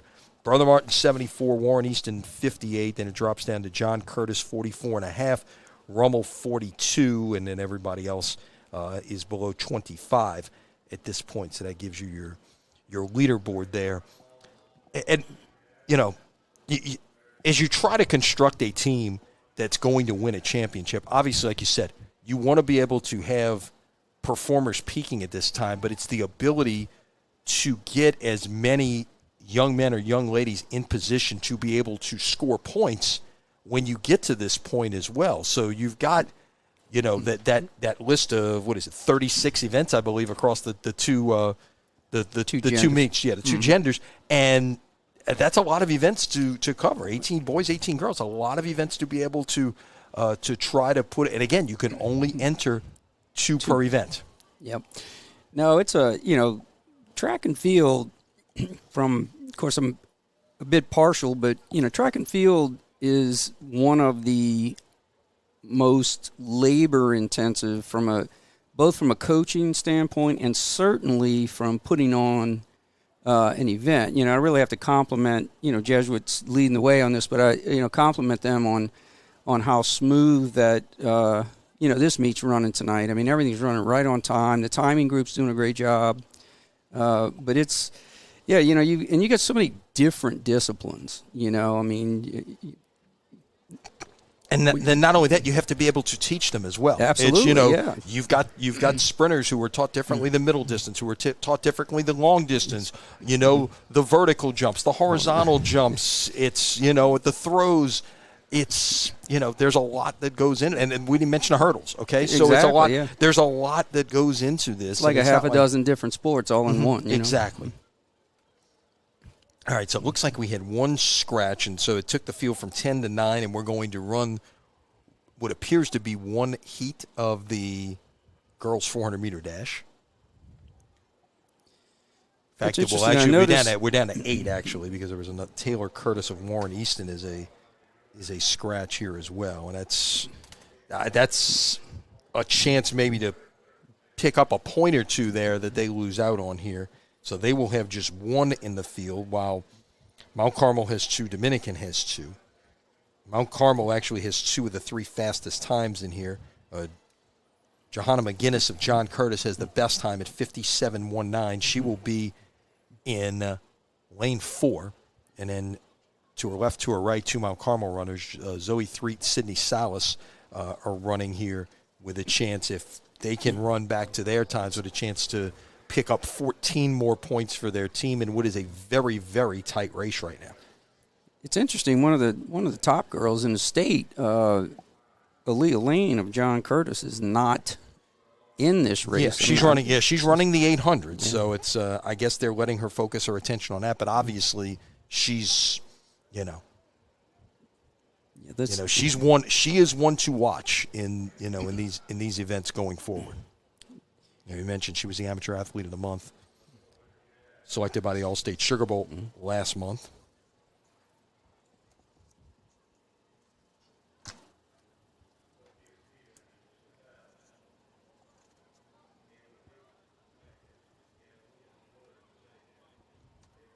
So, winning in March, she posted the fastest indoor 800 time ever by a Louisiana girl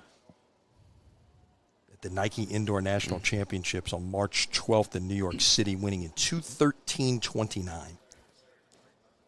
She is a sophomore, so 2 more years she will have.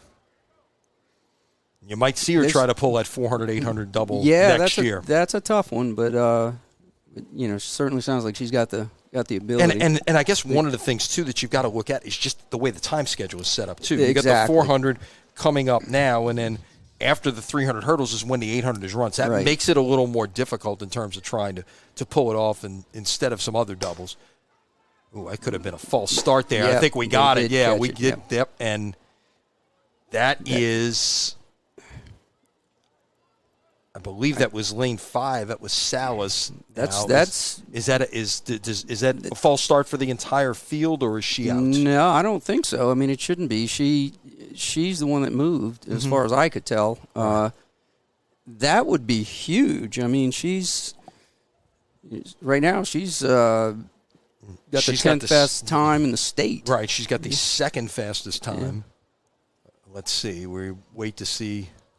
Looks like they're leaving her on the track, so that's... Where and how is that determination made? Well, the starter makes it at the end of the day. Starter, the backup starter, and it looks like... I'm not sure if Dennis Panapento was acting as the backup starter or not, but... it's determined by the starters. But typically speaking, once set is called, you have to remain perfectly still until the gun goes off, so I'm not really sure... why they allowed it to pass, but it's good. We get to see the competition on the track instead of having an unfortunate DQ. Right.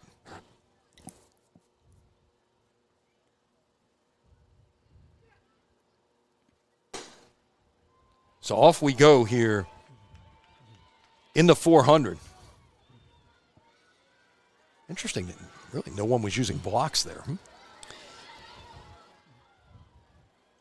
So as we head towards the straightaway, and that appears to be McGinnis. McGinnis, yeah. Getting out there. Now you see all the way out on the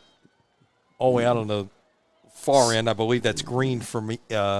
Salas. I'll check that. Sienna Woods from Dominican, but so Salas is in position here to possibly finish second, and it could be a very tight race for the last couple of spots.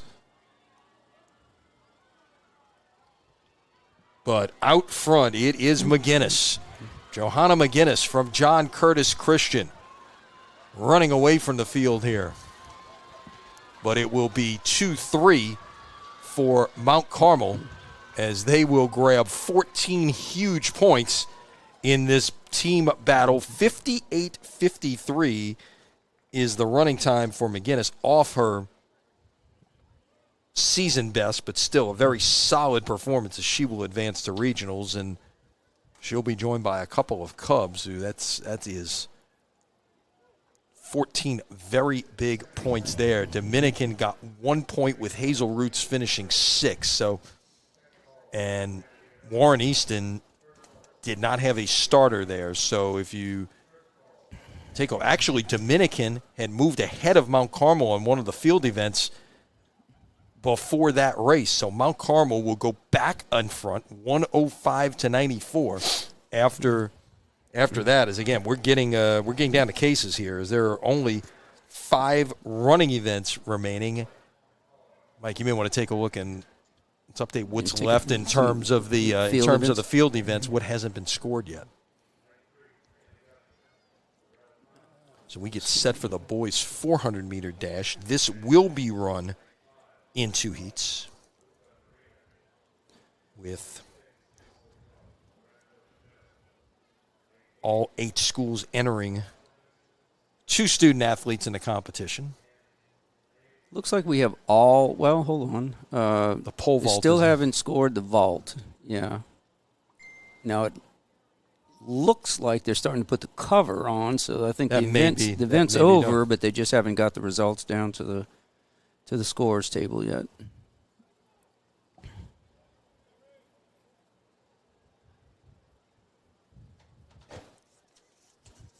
All right.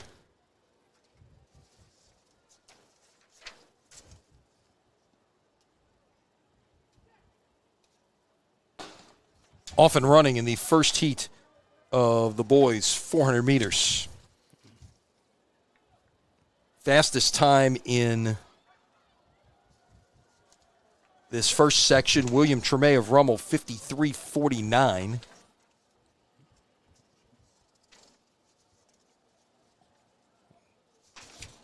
Got some staggering to make up there, as it looks like the moment the leaders are on the outside.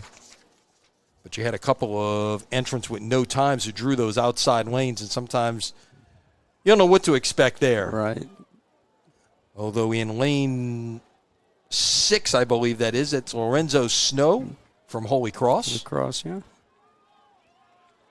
Tremay's trying to hold on for second, but I don't know that he's going to here. It looks like Holy Cross may run 1-2 in this opening section. Oh. Warren Easton runner going down just as he crossed the finish line.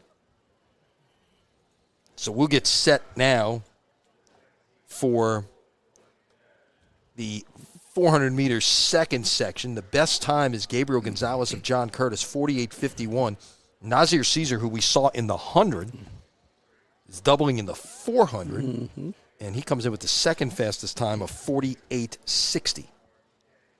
And what's interesting is he's also running the 200. He's trying to run all 3 of the sprints.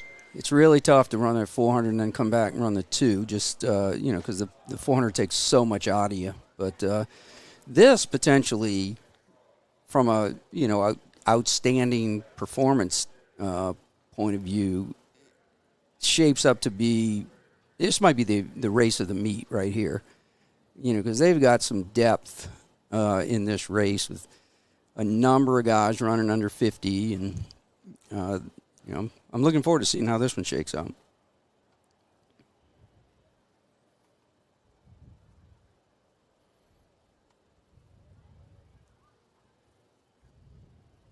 So they get ready to go in the blocks here.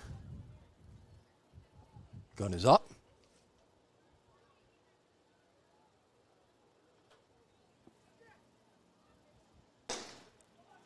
And away we go in the 400. It's Jace Newman of St. Aug, Carson Kenny, Brother Martin, Miles Torres of Easton, Gabriel Gonzalez of Curtis, Nazir Caesar of Rummel. Moving, man. Yeah, he is making up some ground. Glenn Williams of Carr in 6. Enzo Bocadre of Jesuit in 7. And Romain Durancelet of Curtis in 8. But right now it is all Caesar.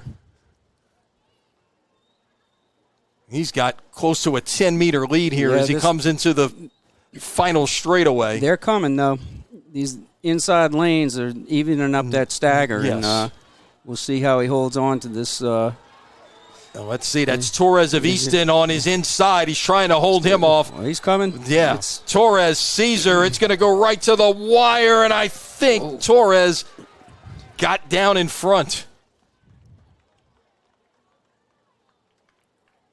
Yep. Torres, 48.65. 48.68 for Caesar. Torres. 49.57 for Gabe Gonzalez. And, yep, that race kind of lived up to the hype. Yep, 48.65 was almost a second better, 85 hundredths of a second better than Torres' season best. That just gives you an idea of what he was able to do there. That's why they run it, and they don't they don't give the points on paper, No doubt. Yeah. No doubt.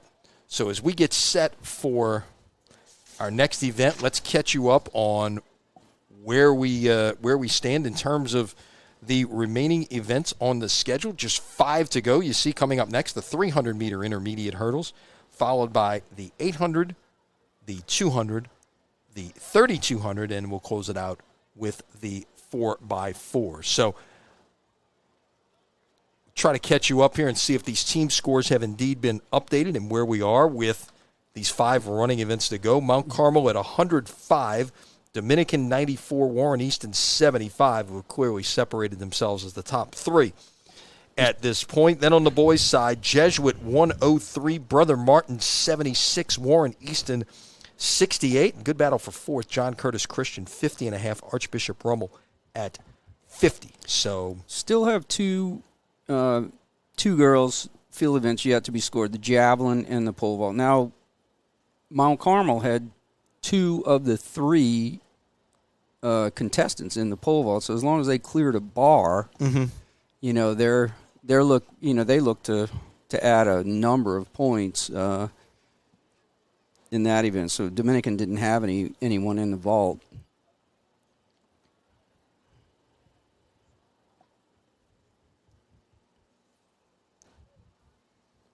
So, of course, in addition to what we have tonight, of course, the NFL draft is going on as we speak.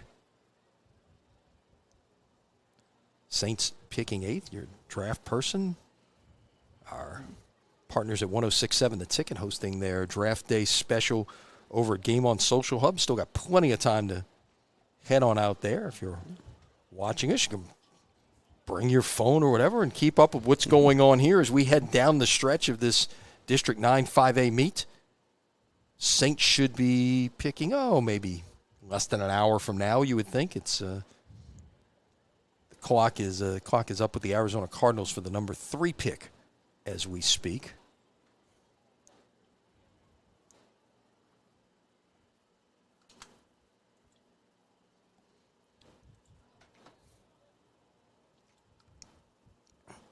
So obviously, as a coach, when you get to these stages of the meet, if you're in contention, talk about how, as a coach, what you're talking to your runners about when you're in contention perhaps for a district team championship, or obviously if you've got somebody who's in contention for, to win an individual title. And then if you're not, where does that dip? I mean, obviously you still want to put out your best performances. So then what are those conversations like? Well, I think, if you're in contention, the thing is, you just want to get it across to the kids that, this is what you've been training for. This is, why you compete in the sport, to have opportunities like that, to to win a district championship, and and you got to try to make sure that they understand where they are as an athlete, and nobody has to be Superman. Go out and perform your best, and just compete, and the when it comes to being out of the team competition, then you start talking about particularly kids that might be on the bubble as far as advancing to regionals. It's that's the conversation you have. Now you start looking at let's accomplish your personal goals here of advancing, and and if it's seniors, you remind them, this is it. This is the end of the road. This could be your last race. And you start putting it like, you have, your entire high school track and field career is could be on the line. You may not have next week, so it's kind of a fine line. You don't want to put so much pressure on them that they can't perform their best, but just got to keep them in the moment.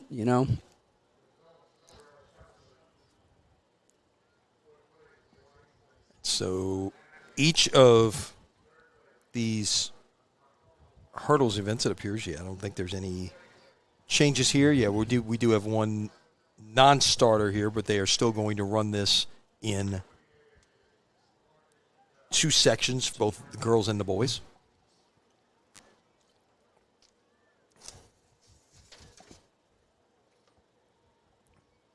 Best seed time in the opening section belongs to Andrea Lagos from Dominican, 54:32. Again, that tight race, you're looking at you got 2 Dominican runners here. If they can find a way to sneak their way into the top 6 somehow, and grab a point, that's what your goal is. The top 3 times as you look at the second section belong to Riley Lawrence from Easton, Kai Brown from John Curtis, Kennedy Morris from Easton. So Easton has got a chance maybe to pick up some ground on their nearest competitors in the team scoring. And as, again, we look at it, 105 for Mount Carmel, 94 for Dominican, 75 for Easton. There's still, with this and the 200 and the 4x4, I would imagine there's still some room there. In the 3,200. Yeah, the 3,200, that's going to be an event that you would expect Easton and, Mount Carmel and Dominican to dominate. Right. But where Easton's strengths lie, they've got a chance to make up some ground perhaps in those events. Yeah, if they're going to make a move, obviously they've got to maximize their opportunities in these remaining, particularly the 200 and these hurdles. I should mention, by the way, I know we talked about Dave Morrow at Jesuit, who's hosting this, and as the district chair this year. He's not the only athletic director retiring this year. I also want to give a salute to Dale LaCour at Archbishop Chappelle, who is retiring. He's going to continue to teach, but he's retiring as AD at the end of the school year. Yeah, those ADs have to wear a lot of hats. He's had a heck of a month of April already. His bowling team won their 2nd consecutive state championship. Their softball team's got an opportunity to be in the mix for a state championship as well. It's very possible. We'll see how the semis play out, but got a chance of 3 of the 4 semifinalists in girls Division I Select or Division I Select softball being from this league, with Chappelle, Mount Carmel, and John Curtis all in the mix.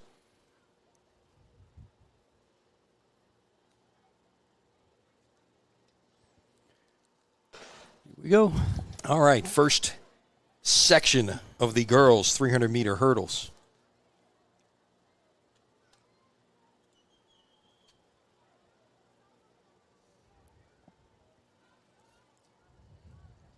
They will enter the turn.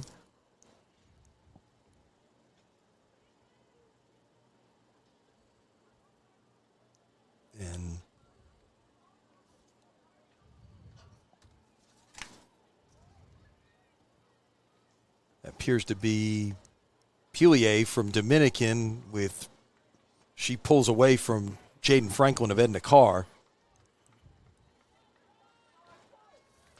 So Mary Pilier will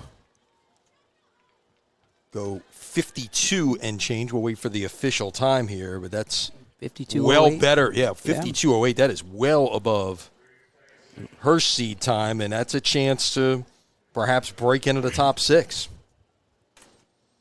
The others coming in at 55 or better. So let's see how the second heat plays out, as it will be 6 runners. Lane 3, Caden Jackson of Mount Carmel. Then it's Kennedy Morris of Easton, Riley Lawrence of Easton, Kai Brown of Curtis, Simone Gust of Mount Carmel, Piper Mills of Chappelle. I know the event's been in for a while now, but it's really great to see that, we've got the 300-meter hurdles in, we've got the 4x800 in. We, as a group of coaches from the Louisiana Track and Field Coaches Association, worked for a number of years to try to get this event added, and we kind of continually got pushback, and finally persistence paid off, and it's great because Louisiana's got a great tradition of hurdling. Good start by Morris in lane 4. You watch him go over the hurdles here. That's what tells you who is leading, and it looks like it's Morris and Lawrence setting the pace at this point. Along with Brown.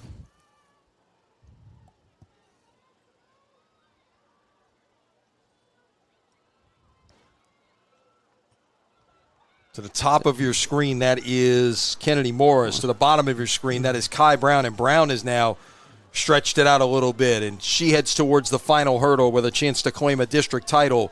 And she will do so.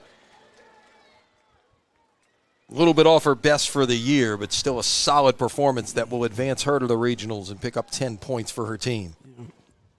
47.54 for Kai Brown. A little surprising that Riley Lawrence, thankfully she got in as the 4th-place finisher, but she was 7th in the state meet last year in this event. She will advance as the 4th-place finisher to the regionals. Just didn't have her best race today, but it's the name of the game is advancing. So she managed to get that done. So it's Brown, Morris, Gust, Lawrence moving on. 12 points for Easton with that 2-4 finish. Mount Carmel will pick up 7 big points, finishing 3rd and 6th. We'll wait for that to go official for the scores to update. But it would appear that Mount Carmel has extended its lead over Dominican.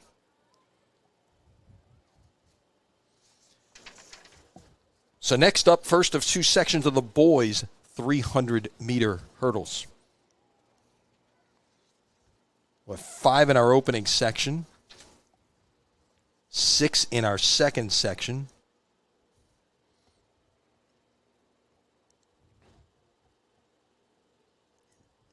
It's interesting there. You get Jair Burks, who won this event a year ago. Yeah, in record time. I'll check that. I was just he did not win it in record time last year, but he did win this event. Justin Horn from John Curtis still holds the record in this. An outstanding hurdler went on.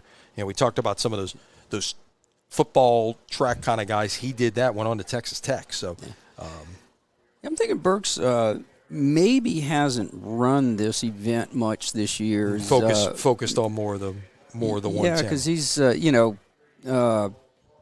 coming in with a seed time of 40.14. Just that's third. And it's not, that probably puts him somewhere around 20th in state rankings, But so here we go with the opening heat. It's Kanye Barnes of Carr, Zayden Jolly of Holy Cross, Cole Schlosser of Holy Cross, Cameron Cotton of Easton, Zale Everidge of St. Augustine, the lineup in this one.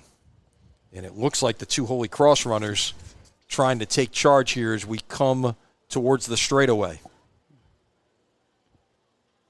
That is Jolly to the top of your screen. And it's Jolly who is going to hold off his teammate, it would appear, Schlosser, to take this opening section. 42.85 or 90, so 42.05, I'm sorry.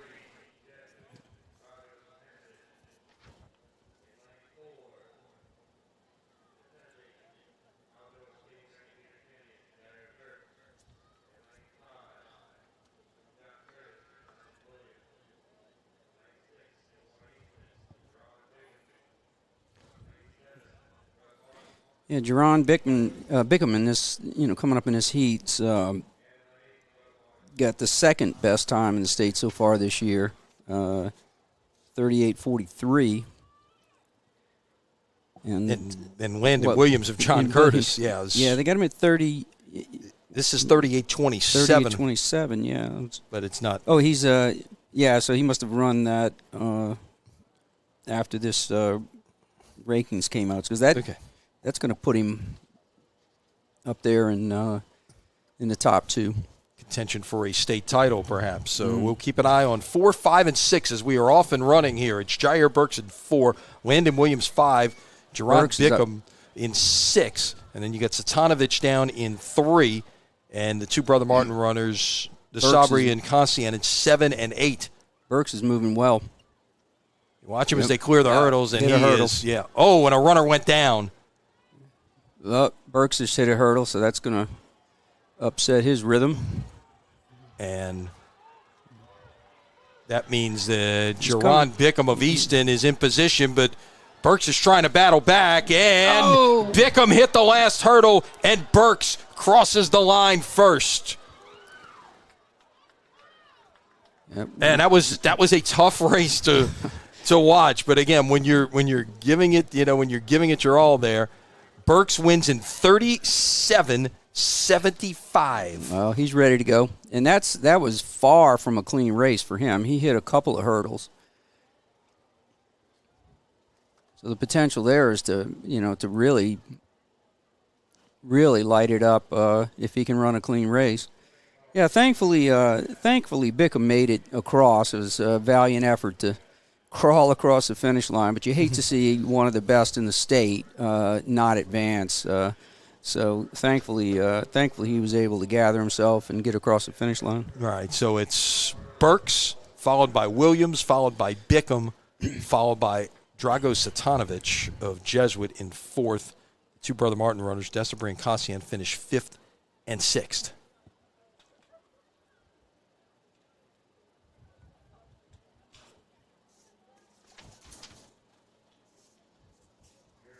So as we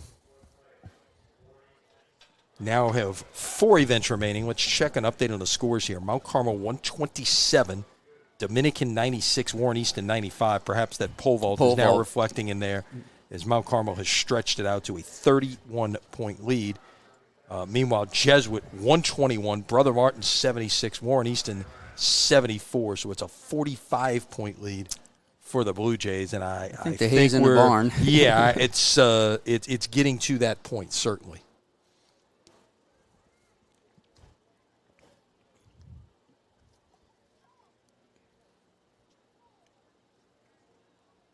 So 4 events now remaining. Is there anything else still to be scored, or are we now?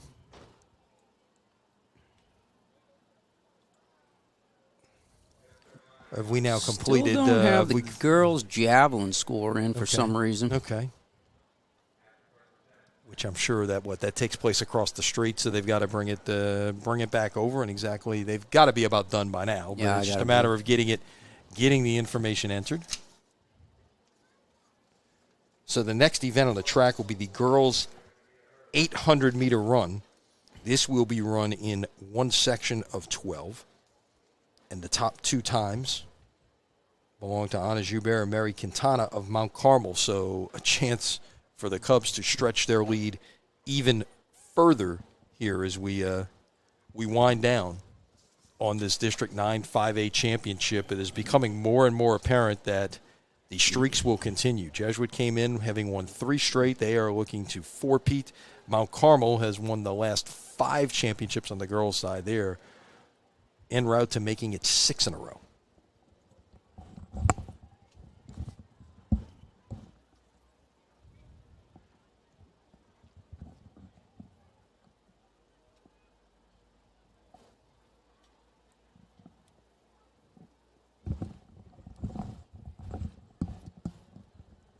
Light starting to take full effect here at Tad Gormley. And we needed to do the same here in our broadcast position high above. Tad Gormley Stadium, which 34 years ago this summer hosted the U.S. Olympic trials. Now, it's hard to believe it's been that long ago. It is. And that's what this press box was built for that. Yep, the entire renovation of the stadium. It was... a lot of things. I mean, you still had a cinder track. You had wooden bleachers. Wooden bleachers, yep. So many things that happened to really, improve this facility. And look, does it need to be improved further? Certainly. Is it still a facility that is really the anchor point of what goes on in New Orleans high school athletics? I don't think there's any question about that. So. With the football games we see here on Friday nights, you probably have noticed as we've made our way around the track a few times, you see a new turf surface. Yeah, it looks great on the infield. We hope, hopefully at some point they can get the track up to that same standard. It's it's just they need the tooth fairy to leave a big ticket under their pillow to get it done, But yeah, this is this facility. We had a great 26-year run with the All-State Sugar Bowl Track and Field Classic here, and without this stadium and the way it's configured, we never would have been able to have a meet like that. I mean, the crowd you've got to accommodate, the number of student athletes. Yeah, exactly. Just the fact that you've got 2 horizontal jump runways. We literally did every field event at the same time. So we had, while the boys were throwing the discus, the girls were throwing the javelin, and we had 2 shot rings going, 2 high jumps going, 2 horizontal jumps going, the vault going. All you can't do that at most facilities. Right. It'd be really nice if it could get a little facelift, but and the Sugar Bowl had expressed interest in continuing with track and field. They didn't pull the plug on the event. It just the facility just kind of didn't quite it's just not quite there for an event like that. But it's it's still, as you can see, it's still able to lay down some great performances, and maybe one day.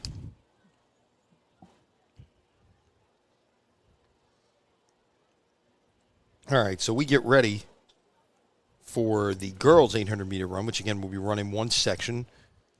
12 were entered.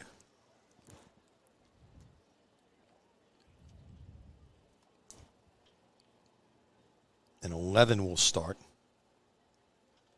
Again, Joubert and Quintana, the top 2 seeds. They were lined up. Now they'll give them a moment here. Oh, wait, they're actually going to move them in one-turn position. stagger. Yeah, one-turn stagger. Okay.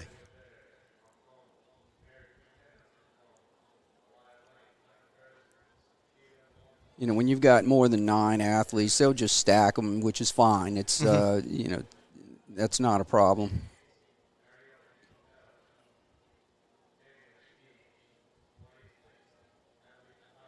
Spread them across all 9 lanes here. Again, 11. They'll put 2 each in lanes 4 and 5, and then when we get around to the top of the far side straightaway, then they can all make their way in to the inside, much as we saw in the 4x8 earlier this evening.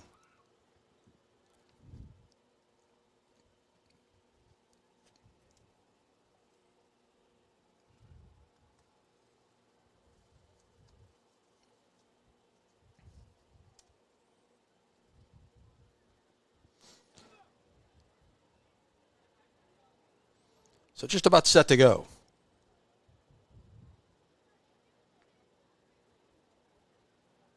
I say that.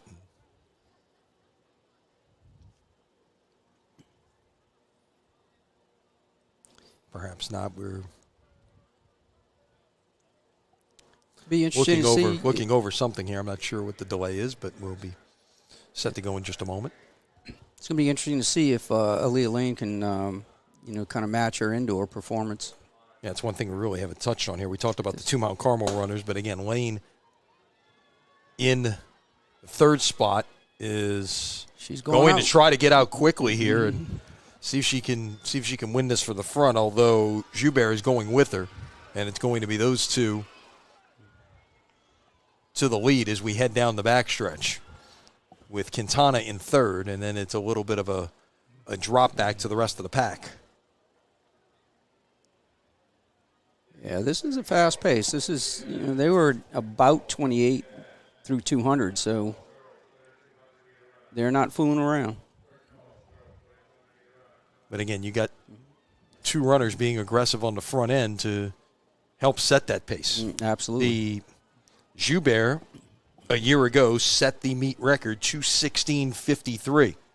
So she's looking to not only repeat here, but to perhaps top her own mark, and she'll get to 400 meters in 1:03 and change. That's a strong first 400. Let's see if she can take it home that way, as Lane is trying to stay right there with her, with Quintana back in third.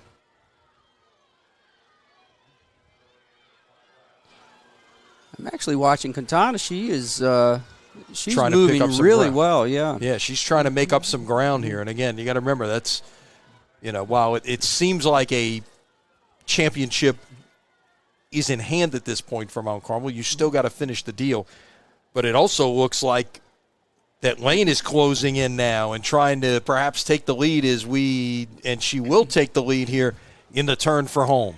Yeah, that was a pretty spicy 600. She was right around 140, so that's it's starting to kind of catch up to her. Yeah, yep. Lane's season best outdoors, 2:23:38. And she appears to have taken command here, but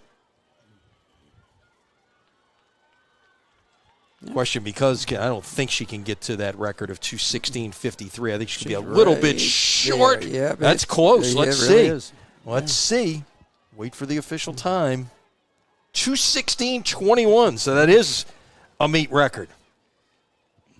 Yeah, very nice. I misjudged that. I thought she was going to come up just slightly short, but she pushed through the line and got it there. She ran a really nice, distributed race. She didn't react to Joubert, going out really hard through that first, 300 meters or so.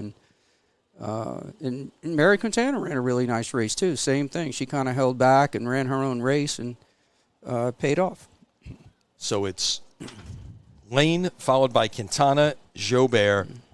Nikita Mollison of Archbishop Chappelle comes in fourth, so she qualifies for regionals, just ahead of Carrie Quigley of Dominican. That's a big seasonal best for Mary Quintana too. So she had run 2:22 or something going in, and 2:18 for Quintana. Yeah, today. Today, yeah. So knocked a couple of seconds off her best. So they're going to run the boys in, once this last runner comes across, they are going to run the boys in two sections, we believe. There were originally 16 entries in this. Let's see how many actually are going to run. Looks like we got 5 on the track at the moment.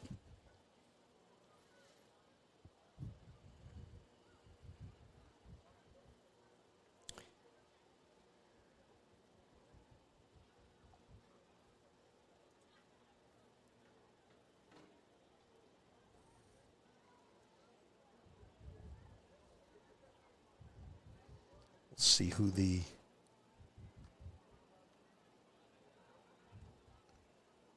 participants are that did not start here. We still have the girls' results on the screen, so we'll get you updated on the boys in just a moment.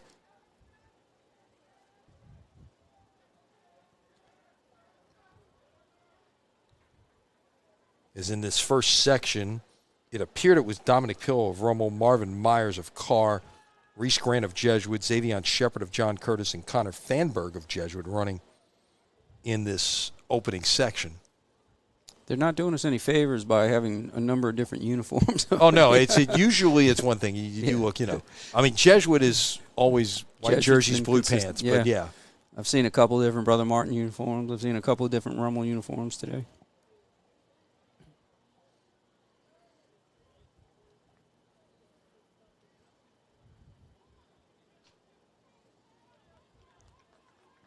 And it will be a pair of Blue Jays leading the way through this opening 457 and change. And again, they did not have time, so they end up in this second flight. This could be one of these situations where not only are you talking about runners having a chance to score, but maybe even having a chance to win out of the first section. Certainly a possibility. Yeah, I mean the best seed time is 2:01:50 by Braden Bullock of Brother Martin. So let's see where where these two Jesuit runners fare.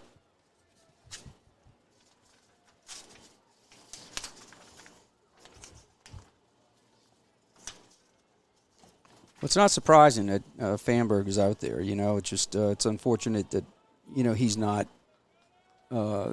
Didn't have a seed time, so he didn't get a chance to run heat, it. Yeah, but I mean, he's going to run well under 2 minutes. Yes, 1:58 and change. Wait for the official time here, but that is a big time performance there.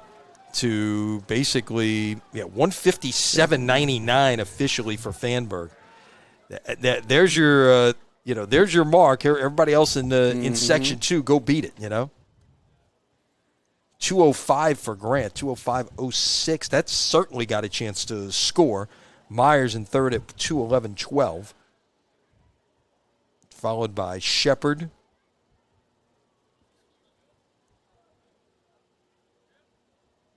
I think that was it. Maybe we already had one who was listed as a... No, we were already down to 6, so we must have had an earlier scratch in there. So we get ready for Section 2, which will have 9 runners.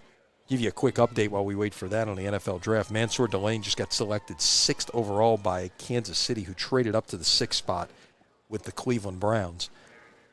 Delane, the LSU cornerback, headed to Kansas City. The Commanders' pick is in, although it has not been announced, which would then put the Saints on the clock. So, stay tuned.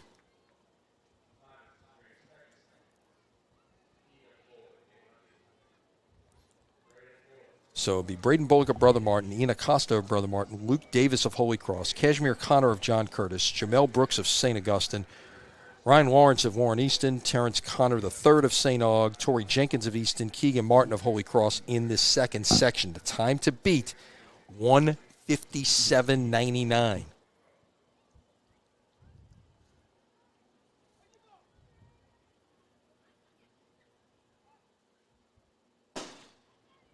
Off we go in Section 2. And again, that one-turn stagger. They have to stay in their lanes until they get to the top of the backside straightaway. Brooks taking it out, huh? Yeah, it would appear to be in lane 5, Jamel Brooks of St. Augustine.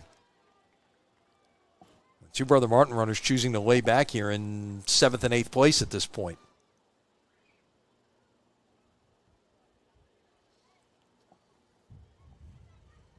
They'll try to navigate their way through traffic as Brooks remains part of that front pack as we come into the straightaway for the first time.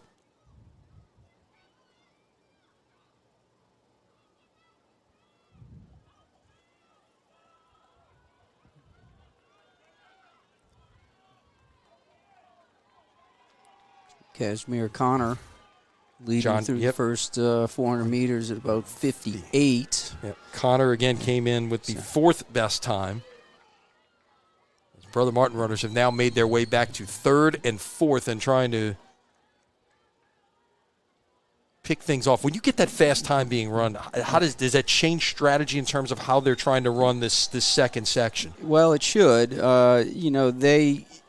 knowing that that mark was put out there, and especially with this group of guys coming in, you don't have a single one of them that has run under 2 minutes this year. So it's it should put them in the mindset that they have to go after it. And but I kind of think, just judging from that first 400 meters, they would have to come back with under 60 seconds on their second lap, right. and I don't think that's going to happen. Here come the two Brother Martin runners. Can one of them? No, they're not going to get there, but they're looking to finish second and third at this point, and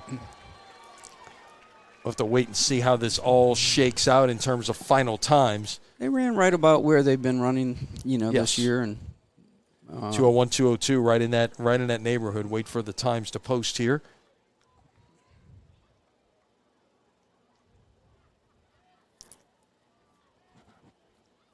.201.24 for Acosta, who wins the heat. Bullock 201.76. So not.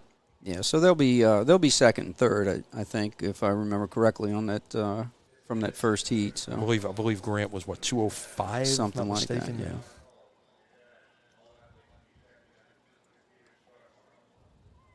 So something you don't see that often is somebody coming out of that first section to win. But again, it was Connor Fanberg, whose name we've called already this evening, in an impressive performance to win in 1:57.99. By the way, I think that mark may be the oldest one that's in there. Brian Stark, 1978, 1:54.20. I was in that race. There and I'll tell you a quick story about that.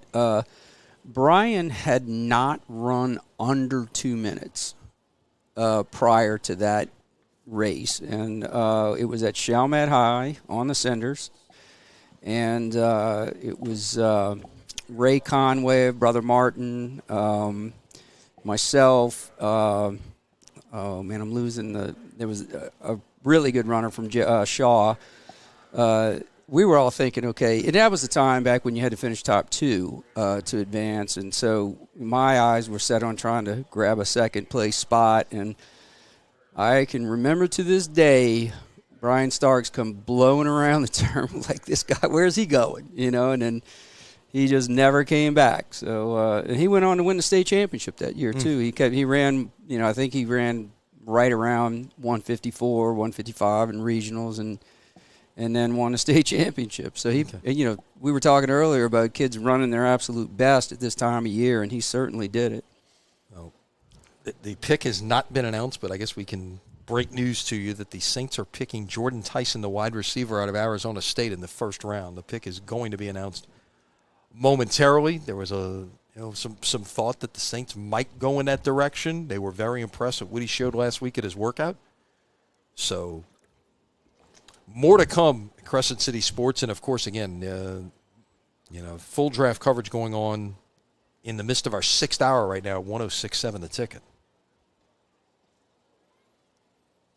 That continues till 9 o'clock, live at Game On Social Hub in Kenner. Still got time to get out there and check things out. Here's some of the reaction from our panel of experts. All right, so we are now down to 3 events to go. The girls 200 will be run in 2 sections, as will the boys 200. Then we'll have the girls and boys 3,200, followed by, of course, the 4x400 meters. A chance to remind you that tonight's coverage on Crescent City Sports brought to you by the Lamarck Motor Company in Kenner. Lamarck Quick Lane services all makes and models, batteries, tires, oil changes, and more. All done quickly, what I would normally say here in Tad Gormley, while my colleague Wade Kaiser enjoys some popcorn. Must be a reason. Wade, I hope you're watching. Your alma mater's about to win another district championship here this evening.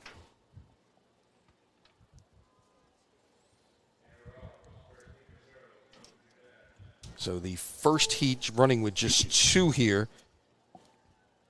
in the 2, or check that, 3 in the 200 meters. It's 2 runners from Chappelle, Allison Cardella, Alyssa Pasantes, and Macy Hebert of Dominican. And it looks like Pasantes in the middle of the track is going to win this opening heat in under 29 and change, 29:01 in fact. Almost right at her seed time of 28:90. So we look ahead to the second section, the fast section of this event. Best time, Deja Robertson of Easton again, 24:52. Second fastest time, Imari Ezeb of Carr, 25:20. Then it's Sydney Salas of Mount Carmel, 25:67.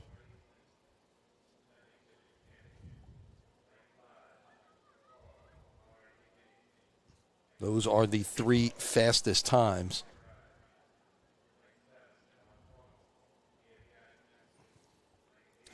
So I did have a scratch. Taylor Curtis of Easton is not going to start here. This is the end of a long day for a couple of these young ladies. Yeah, Robertson's had a huge day, trying to finish it off in a big way. She spins out of the turn in the lead. And cruising towards the finish in another district title, with the two car runners finishing second and third, Ezeb and McBride. Salas was fourth. Robertson 24:28, just 11 hundredths of a second off of Raven Nunnery's district record, and a season best for Robertson as well. So she will pick up 10 points for Warren Easton. Salas added the 200 qualifier to her earlier 400. Mm-hmm. So as we check in on the team scores now, this is not updated yet because this event just now going final. Mount Carmel 141, Dominican 99, Warren Easton 95, so it looks like Easton will jump back into second place. John Curtis 46, Chappelle 40, and Dakar 32. On the boys' side, Jesuit in command 145, Brother Martin second with 90, Warren Easton third with 80, John Curtis 60.5, Rummel 50, Holy Cross 26.5, St. Augustine 25, Edna Carr 12.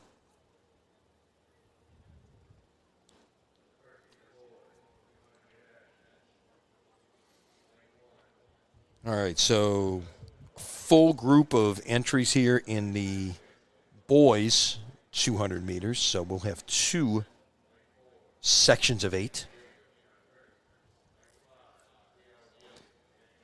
First section, Lorenzo Snow and Braden Goche of Holy Cross, Rowan Gleason of Jesuit, Anthony Gabriel, John Curtis, C.L. Williams of St. Augustine, Laron Hadrick of Easton, Martin Shute, Jesuit, Micah Green of Archbishop Rummel.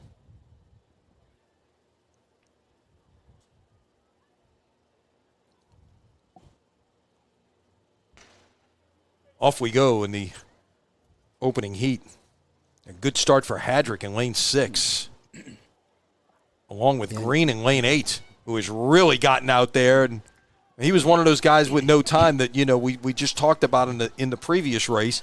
And Green is going to just hang a time and say, here, come beat this, y'all. Let's see what the timer stops on. It's going to be 21 and change. We'll wait for the official time for Micah Green. 21:43. Wow, that was impressive. And again, that's the fastest seed time in the second section is 21:38.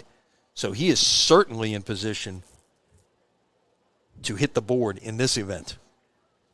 Williams is second from St. Augustine. Gabriel third from John Curtis. Gleason from Jesuit is fourth. So we set up for the second section. This should be an outstanding race as well. We get the return of Easton Royal here. He's got the best time at 21:38. He is in lane 4.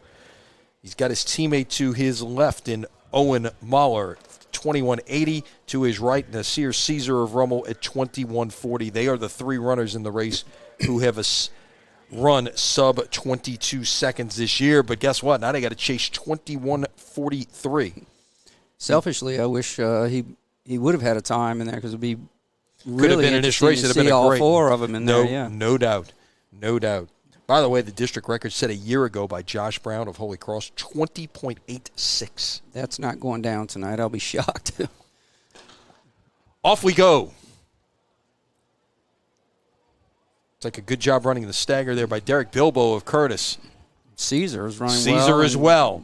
Here comes Royal down the middle of the track, trying to get between, like he's running down between two defenders. But it's Royal and it's Caesar, and Caesar's going to get there. Royal will be second.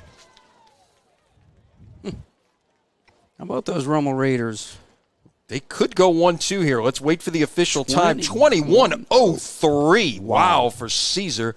21:12 for Royal. You can insert Green in there at third from the previous section at 21:43, and Owen Muller from Brother Martin will be fourth at 21:58. So it'll be 2 Raiders and 2 Crusaders moving on in the boys 200 meter. Quite a performance from Caesar. Really was. I was saying earlier that, it's really tough to come back after a 400 and run a 200. He didn't seem to mind. Not at all.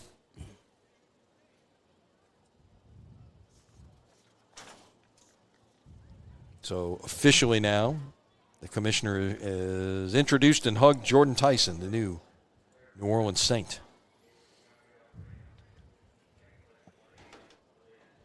So 2 events remain now as we get set for the girls' 3,200 meters. Let's see if we have any score updates here. I think it's basically it. I think it is officially over now, assuming there are only 2 events remaining, because Mount Carmel has a 41-point lead over Easton, and Jesuit has a 43-point lead over Brother Martin, assuming the 200 has been scored. And again, it's you do the math. Mathematically, yeah. Well, mathematically, the most you can score in an event is 18. And obviously the other team would need to be shut out. So if you got 2 events remaining, as long as the spread is more than 36 points, you've clinched. Yep. Let's make sure that I believe those field events are now done. I'm going to double check that as we get ready for the girls' 3,200 meters.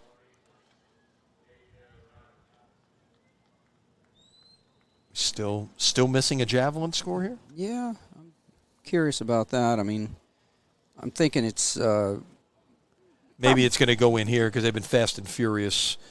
Yeah, with these running events. So now you've got some time here in the 3,200 to catch up on that. Yeah, it may have gotten set on the side, and and like you said, they've been ripping and running here for the last couple hours.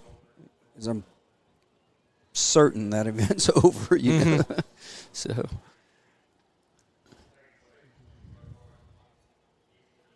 Yeah, this 3,200, we've been talking all night about Mount Carmel and Dominican in these distance races. And, Mount Carmel's got 4 girls out of the top 16 performances this year. And, of course, only 2 of them are going to be able to run tonight.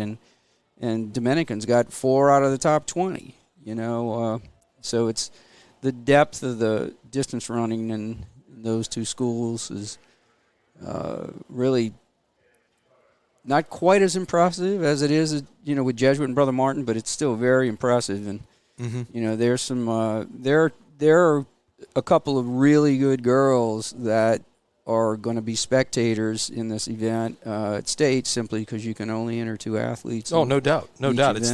It's the team depth that doesn't get reflected here. As you look at the seed times, and clearly there's a gap between number 4 and number 5. The 2 Mount Carmel and the 2 Dominican entries are close to a minute better than everyone else in the field. Mm-hmm.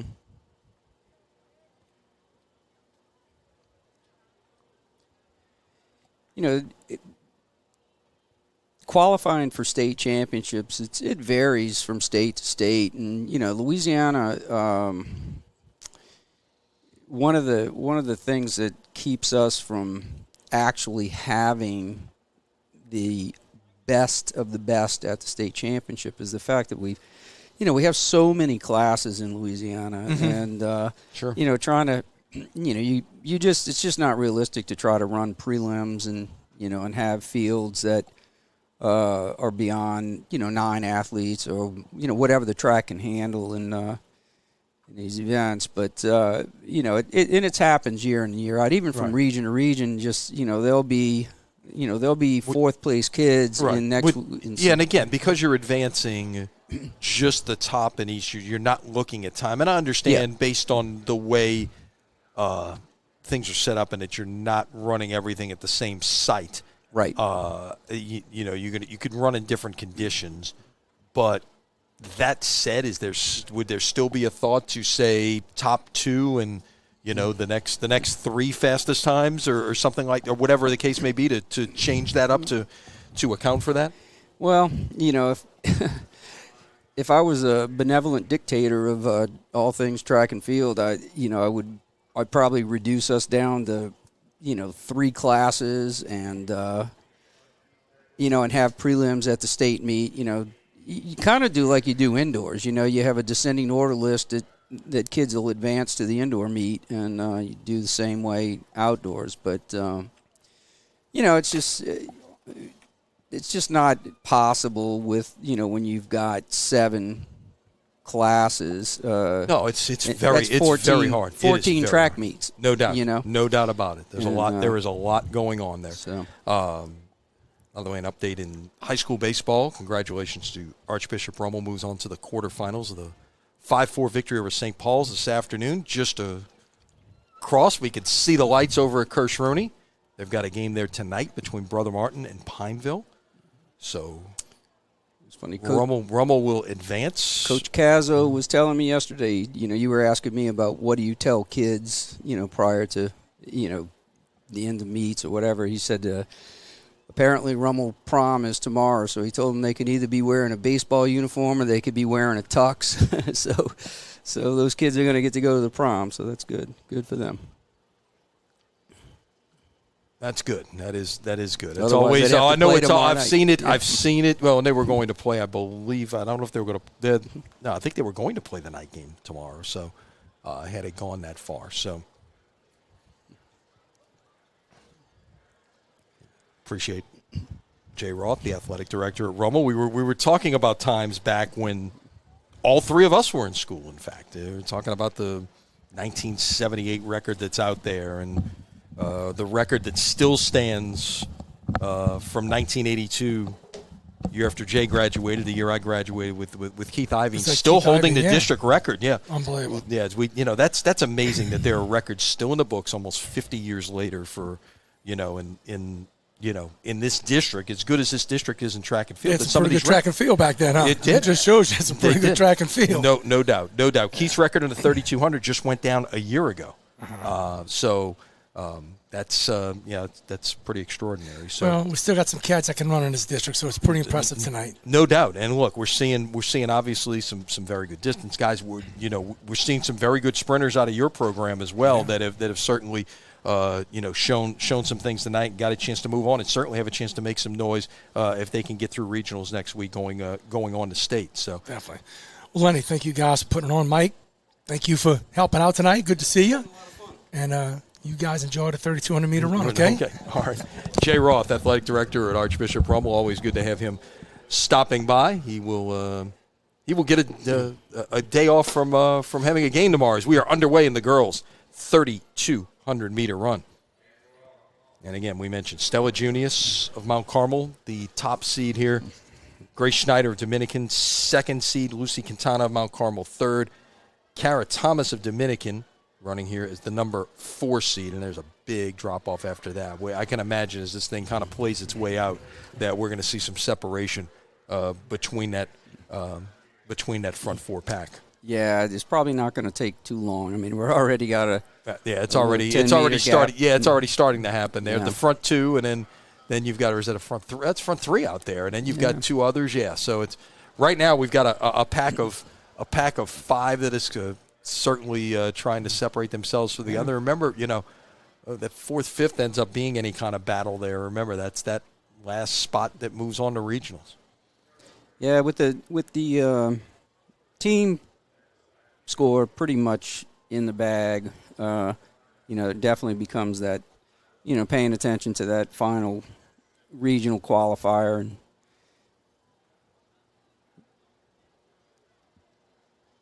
This is a very respectable pace. They're Yeah, you're looking at seed times here. Junior's the only one under 11 minutes. Yeah. So that was about an 83-second opening lap. Yeah, that's 5:30 pace. So That would put you around 11 minutes. So there you go. But the district record set a year ago by Catalina Reichard, 11:08.61. Junior's won this event, as we mentioned, 2 years ago. Mm-hmm. Yeah, I think she was a third in the state meet last year. Reichert broke 11 minutes in winning that state championship last year. So. Well, again, Junior's has broken 11 minutes. Yeah, during in Florida, the outdoor I think. season. Yeah, she in a meet in Tallahassee, I think. Huh? There can be some fast times coming out of there. I know a lot of these schools try to, it's a short trip down the Panhandle, about a 6-hour drive from New Orleans to Tallahassee to go over there to compete. Sometimes you get some to go over towards Houston and maybe compete that way, and to get some other competition. You'll see the sprint schools tend to lean that way towards running some meets in Houston or something, and then the distance runners. Distance schools probably a little that area, Tallahassee area, Jacksonville, whatever, because you get both South Florida and sure and West Florida, and Georgia. Tallahassee this year hosted the World Cross Country. Yes. Yeah, they did it was a great in January. job. It was an interesting course. They kind of built it out. Just went and took over a park and just kind of built out a course out of it.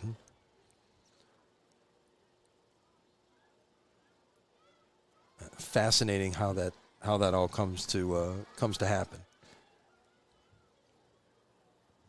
All right, so you see that lead pack of 3 there. Really have created some separation. Remember, though, 4 advances. We make our way through here, closing in on 1,000 meters. Well, that'd be right at about 3:30. Yes, a good, honest pace. I mean, they're not blistering, but this is a really good, honest pace. They all know that, they're going to advance. But there's still that, that district champion title that's nice to grab,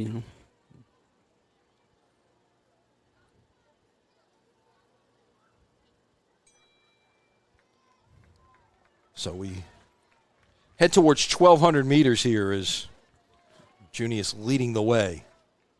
4:10. So that's right about that same pace. That's about, it was the same thing, about 83-second lap. Yep. Put her at about... Yeah, keeps that up, be about 5:33 for the metric mile.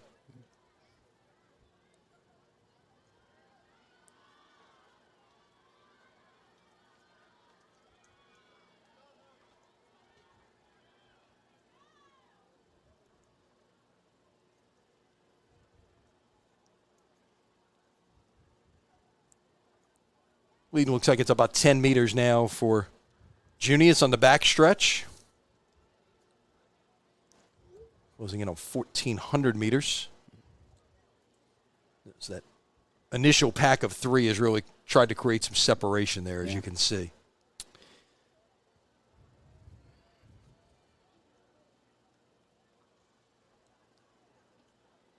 Yeah, it gets tough in these kind of races when it spreads out like that, and then you're pretty much running on your own, and that's when if you're good at pacing, you can continue to hit your marks, and she's going to be just a little bit over 11-minute pace here, but it's just tough when you don't have somebody 5:34. I think she was about a second slower, but like you said, that's that's just clockwork out there, just 83, 84 second laps. That's the tempo run, you know.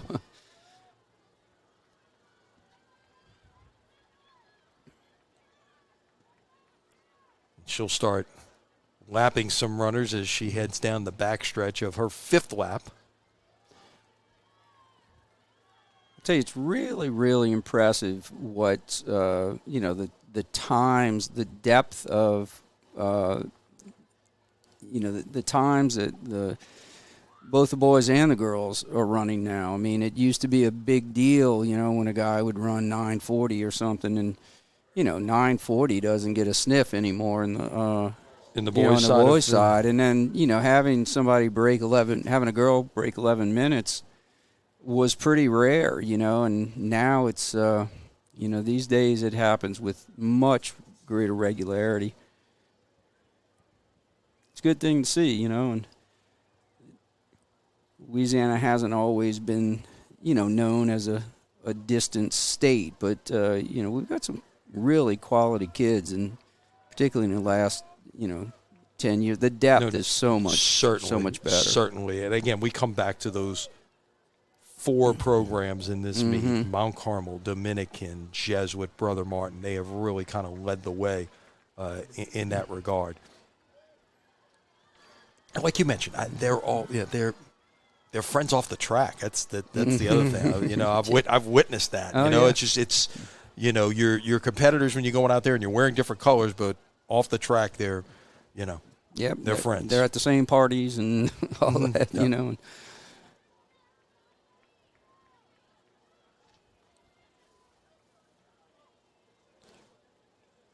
So you see your leader, Junius, who's really opened things up now.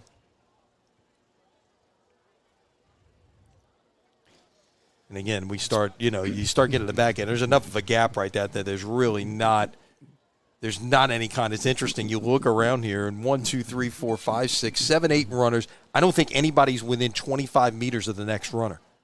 It's right. Yeah, it's really everybody's. Yeah, spread it's out. really just you're running your own race. Yep. It's Yeah, when you have a small field like this, it's lends itself to that. 8:18 for 2,400 meters for Junius. Yeah, right. A little bit over that 11-minute pace. Yeah. And she ran 10:48. Now we got to start looking at that meet record set a year ago by Reichard, 11:08.61. I would think that's definitely in play right here. Yeah, she's going to have to maybe step it up a little bit in the last 600 meters or so, but if she can continue, though, I think if she just continues around that 84-second lap pace, she's going to be okay. Now, obviously, it becomes a little bit more challenging to keep up that pace in the latter stages. What was that mark she's shooting for? 11:08. 11:08, yeah. So, yeah, she was flirting around 11 minutes, and then it got a little bit over that. It's going to be very close. It's something to watch for here as she comes down the lane with 500 meters to go. You see the clock at the top of your screen there, closing in on 9.5 minutes. She realistically, I would think, needs to hit the line here at about 9:44 to have a chance to kick this home in 84 seconds and get that record. She's right there. And she's going to cross in 9:42. So basically, if she can run this last lap at 85 seconds, which is right about where she's been, that will top the meet record.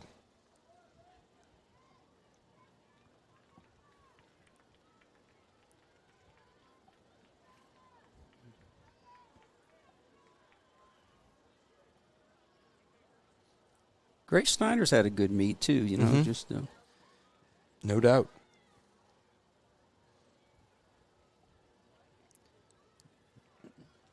One of the many Quintana clan, Lucy this time. And it's going to be interesting. Like we said, it's Cara Thomas, a Dominican, had the 4th highest seed time.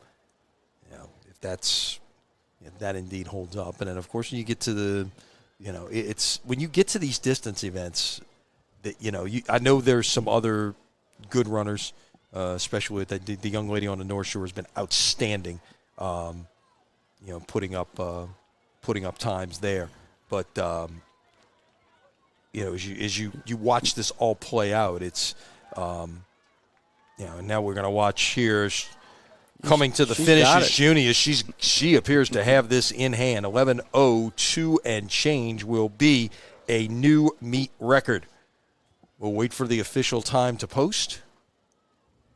11:02:47 for Junius.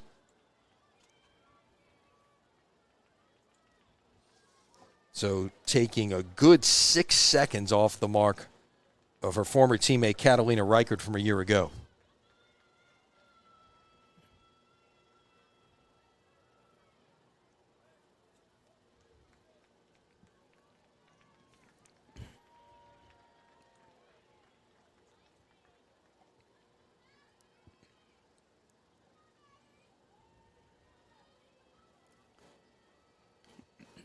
Yeah, Snyder and Quintana ran pretty close to there. Yeah, 11:26 for Schneider, 11:38 for Quintana.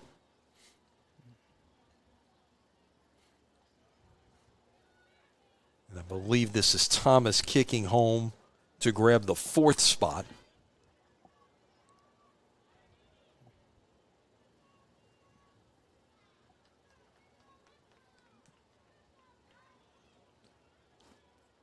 And she will finish in 12:19 and change. Wait for the official time to come up, and that will wrap up our qualifying positions. Still some other ladies on the track finishing up. Check that. That was Duncan, not Thomas. Mia Duncan gets the she came in with no seed time and ran 12:20. Thomas finishes in 12:34. My mistake there. So Duncan will grab the last spot in the regionals next week. Yeah, that's a surprise. Again, it's one of those things when you see no qualifying time, you got nothing to go by sometimes, and it's we've seen it play out differently in some of these other events. What's interesting, we're going to see it again coming up because one of the Jesuit runners in the 3,200, Nick Acaro, who you figure would be, being that he's one of Jesuit's 2 entries, is going to be a factor in this race, has no seed time. And so he's going to start all the way on the outside. Again, not that that's that. Yeah, in this race it really didn't matter. But he's run 9:20, right this year. But I don't know why he didn't have a seed time. But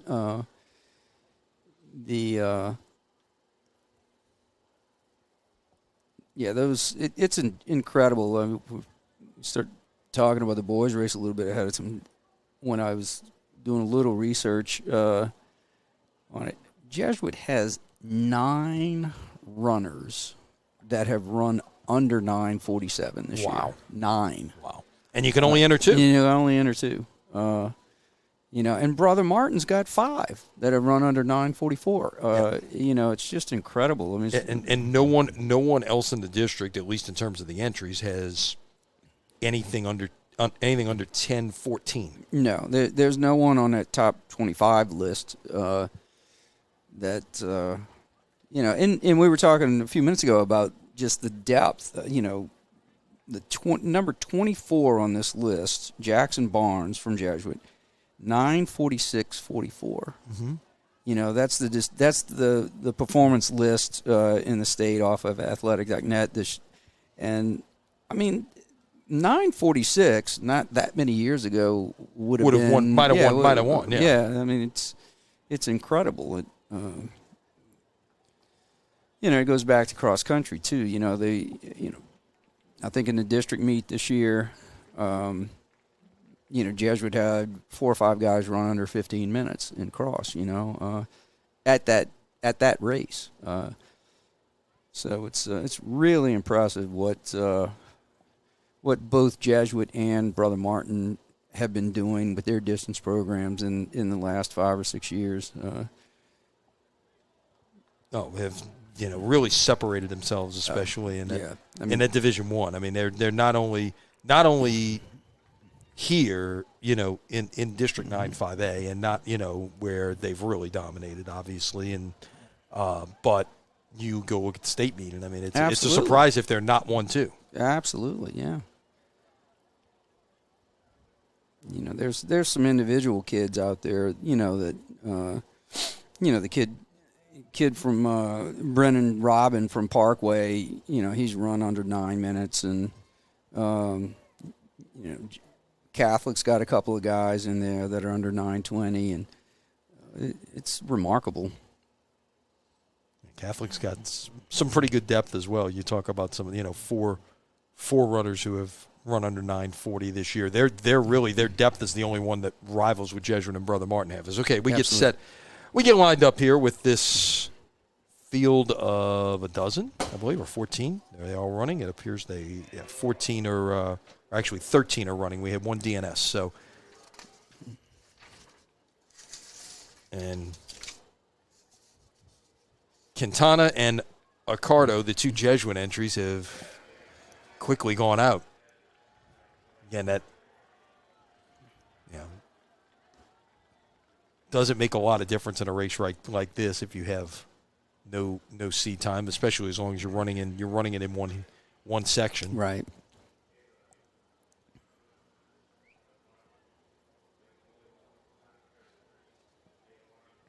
The two Brother Martin runners, Andres Maitre-John and Caleb Carmouche. John Curtis has Blake Bordelon and Micah Houston. Holy Cross, Liam Martin and Nathaniel Simpson. For Rummel, it's Kai Equier and Ethan Orlando. For Easton, Delbert Odkins, Dylan Jones did not start. And for St. Aug, it's Derek Pickens and Kyron Williams.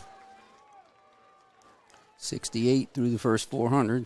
This is a very honest pace.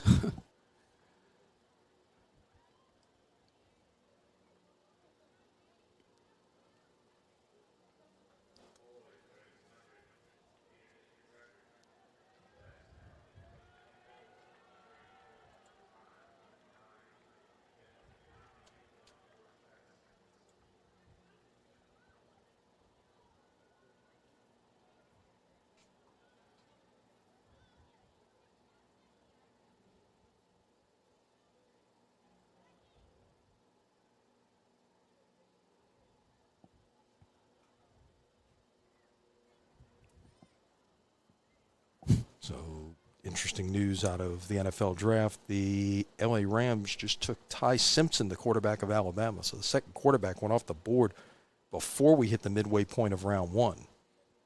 Not a surprise that the Rams took him. It was one of the teams that was mentioned, I should say. I had a chance to visit with Ty Simpson last summer at the Manning Passing Academy. What a terrific young man. Very poised and, waited his turn and, is really the antithesis of what has gone on in college athletics over the last few years, where if, the old saying, if you're not starting, you're departing, that kind of thing. Right. He waited his turn and got his shot. And that should be a great situation for him in LA. He can work. You've got a good program with a lot of great players, and obviously he's not going in there to start. Matthew Stafford is the starter, but Matthew Stafford's 38 years old, so that is a very good spot for him to be in. So you look at the lead pack of four there on your screen.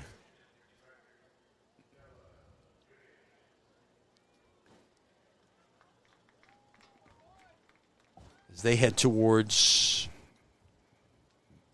the start-finish line and 1,200 meters into this race. 3 laps done. Yeah, and these four guys are very familiar with each other. Mm-hmm. 3:31 for 1,200 meters. So there's about a 70-second pace that we're on right now? Yeah, 440-mile pace, yeah. And the district record set 2 years ago by Brady Mullen, 9:15:48.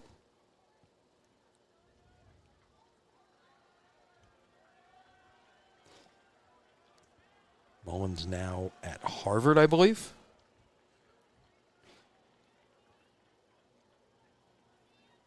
Yeah, I mentioned that the Jesuit had 9 guys. Actually, they had 10 because Brady Monahan was another one that he's decided to hang it up. And my understanding, he's involved in theater and doing his thing there. But he had a great career. That apple didn't fall too far from the tree. His dad, Mike, was really, really good.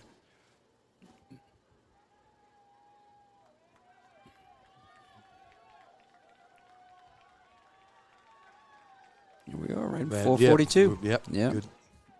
Good first 1,600 meters. That Mullen's record time, by the way, from 2 years ago, 9:15:48.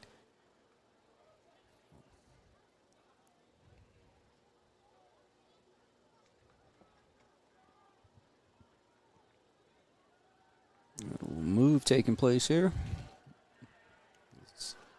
Yep, they will.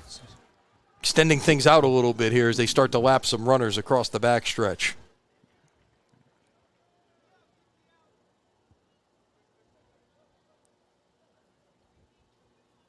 And that lead pack of four is all making their way past the three trailing runners at this point.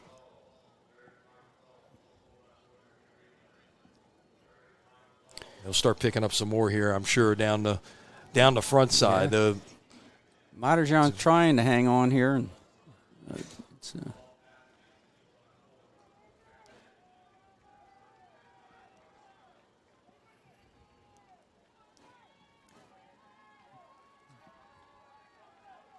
5:51 for 2,000 meters. They're staying clicking at those 70s off. Yes. Yeah.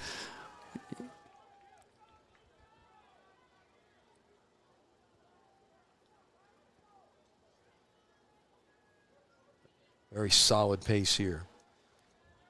Not quite that 9:15 of 2 years ago, but if a closing kick could certainly get somebody there. That's the thing with at every level you're getting pushed because of how deep these teams are in these distance events. Right. That's just why you say, you got to use a little bit and you can't conserve. Well, at the same time, you're getting yourself in better position to be able to run that race next week. Yeah, that's the thing. Again, going back to the district meet, having a little more meaning, it won't surprise me at all if next week's performances kind of fall off a little bit and they just race for position. It's not the regional meet does not carry that team weight. No, of course not. Like the district meet does. No, no doubt. So it will be 7:01 for 2,400, 2 laps to go.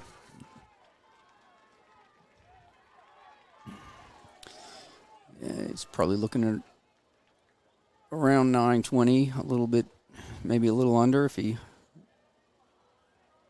decides to go for it.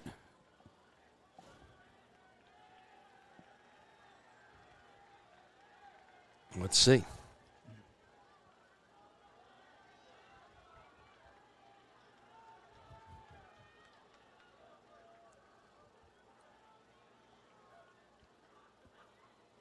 And it's all about, look, if you're trying to run your race as well, what is it that you normally do? And that's one thing we've seen Jesuit runners do in these distance races for several years now. I mean, they kind of maintain their spot, and then, you get to that last 800 meters, and they start to kick it in. And it's right, exactly what we're seeing right now. Their training is set up to, to run, at a certain level this time of year, and 8:08, so the pace definitely picked up there. That was about a 67, maybe 68 second penultimate lap. As you heard the gun.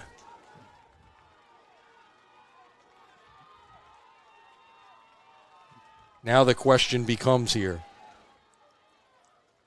is there enough of a kick to take down the district record? The district championship, safe. The team championship, safe. Now can you take down your former teammate's record from 2 years ago, Brady Mullen? He's got a shot. He's kicking hard here, heading for home. You see the clock at the top of your screen. Just turning to 9 minutes as he straightens out. This is going to be very, very tight. 9:15:48 is the time. Outstanding. And he got there. What a great effort. Another district record for David Quintana. 9:13:69 is his official time. Knocked almost 2 full seconds off the record. Was it? Big Interesting kick. race for third and fourth. That lead changed right there between third and fourth twice on that last 100 meters.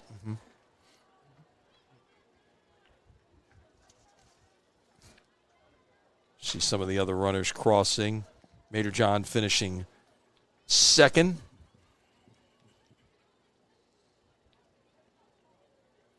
In 9:26.63. Carmouche third. Accardo fourth. So the two teams split the points right there. Jesuit 14, Brother Martin 14.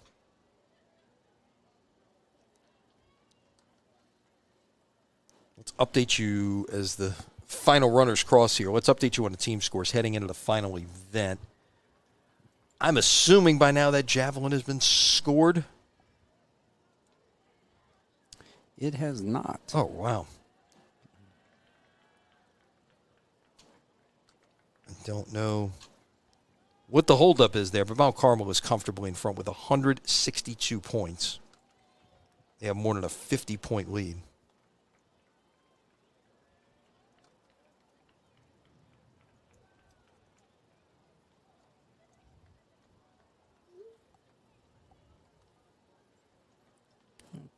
Check with the timers on that girls' javelin and Okay. see if they can update us.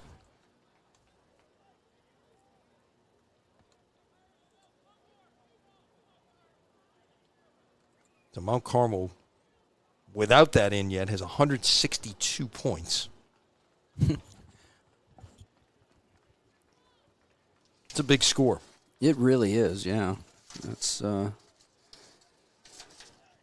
Waiting for some of these scores to didn't you say repopulate last year's meet was just a few points? Is that correct? It was, it was much tighter than that.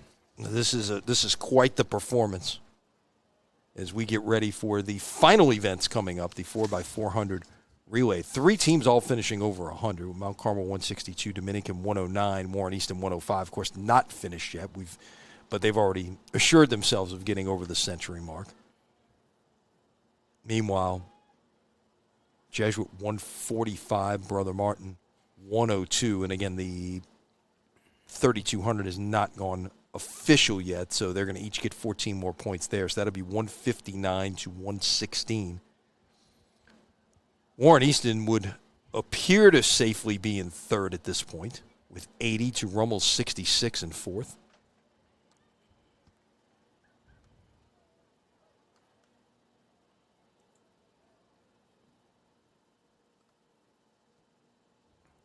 We've still got some other runners to finish up here. As you can see there a moment ago, some of the relay teams starting to assemble on the infield, getting ready for the 4x4. I'll give a little shout out to our yours and my alma mater there, Rummel. They unfortunately lost their coach at the very beginning of the outdoor season this year, and so for those kids to keep it together, and the other coaches that are there to keep everything together and finish fourth or fifth in this meet is give them a shout out for that. That's a lot of credit goes to those guys. Strong effort, no doubt.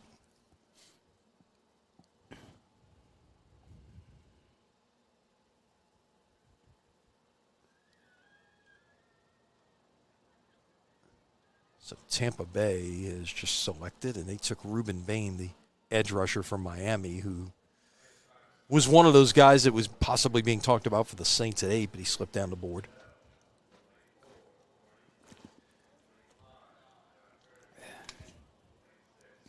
All right, so they're announcing the lane assignments here for the girls 4x400 meter relay. It will be Archbishop Chappelle in 3, Warren Easton in 4, John Curtis in 5, Mount Carmel in 6, Dominican in 7, Edna Carr in 8.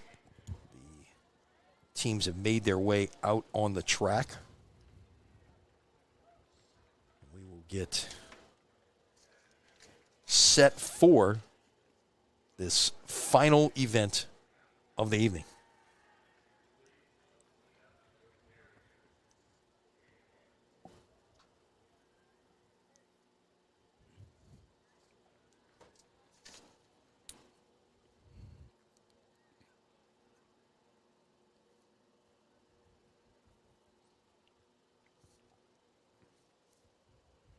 what is it that makes this event so fascinating? I mean, obviously it's the end of the night, and you're trying to go out with a win.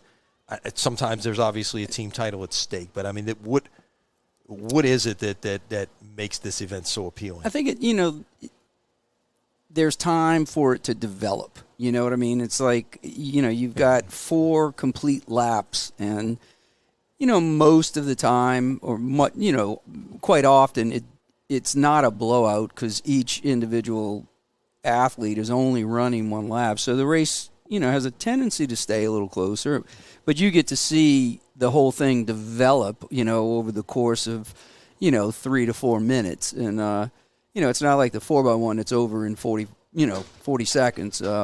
This race, you get to see it play out for a little bit longer. Yeah, off we go here in the 4x4, and quickly it looks like that stagger's being cut off early on in a couple of different spots. I believe that's Easton in 4, and is that Mount Carmel in 6? Mount Carmel in 6, yeah. Yeah, putting up some I think impressive. It's John opening. Curtis. Oh, maybe it is John right Curtis now, in 5. Okay.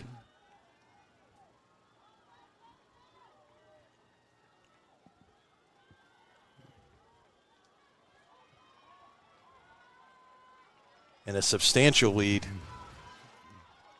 coming down the. Yeah, you run the three-turn stagger on this, so it's still a little bit skewed with the stagger. But that is check that. That is Mount Carmel in the lead in 6. They make the handoff first. Yeah. Then it's Easton, and very close between Curtis and Carr for 3rd on the handoffs as we watched them go past us for the first time. And so now as they head towards the backstretch, they can move towards lane 1.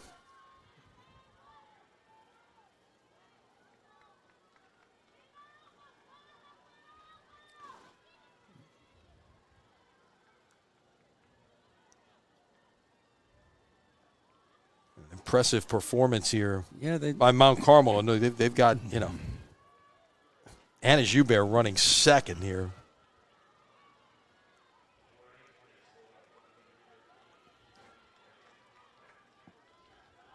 And an impressive 2nd leg as she will make the handoff right at the 2-minute mark. By the way, the district record here set by Mount Carmel a year ago, 4:06.46. Curtis came in with a seed time of 4:03.86. But right now, they are chasing a bunch of championship Cubs.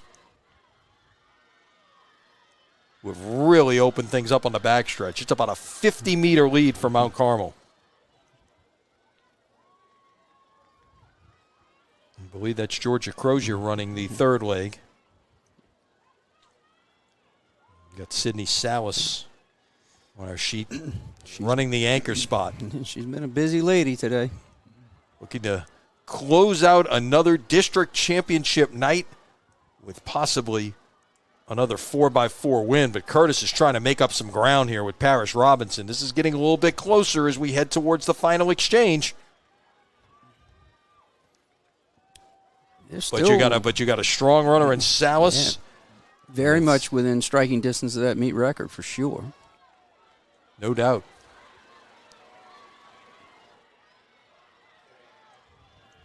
Got to wonder, is 4 minutes out of the question here?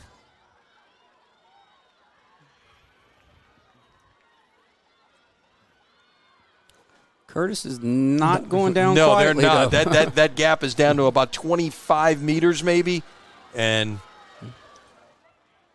Hadley Mathias in that anchor position trying to run down Salas, but I think that lead might be too much to overcome. We run out of real estate here. Salas kicking it home. Looks like they are going to break their own district record in the 4x4. Set just a year ago. 4:02 and change for Mount Carmel. Curtis also surpassed that mark as well, but Unfortunately, they were on the wrong end 4:02.29 of Mount Carmel. 4:02.29 for Mount Carmel. 4:04.78 for John Curtis.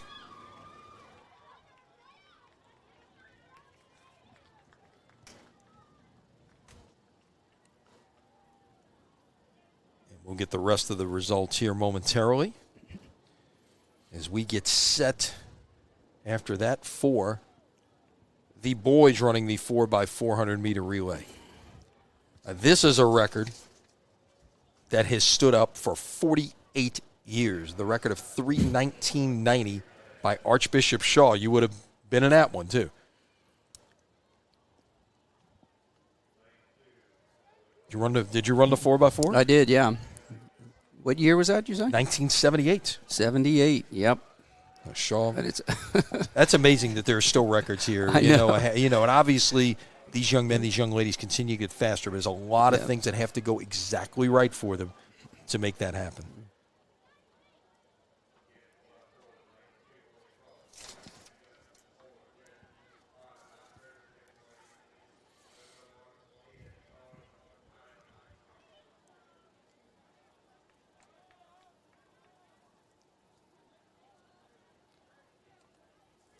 So they'll get the relay teams out.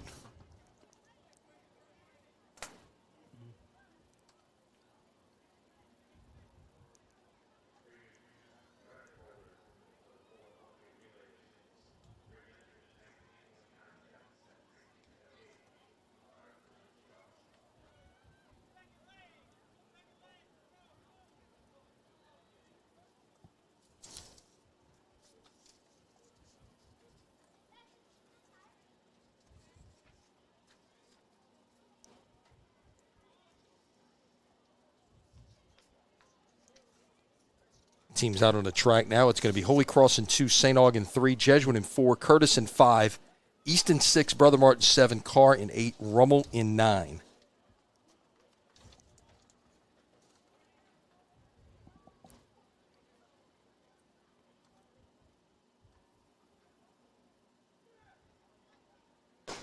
Off we go in the 4x400 meter for the boys.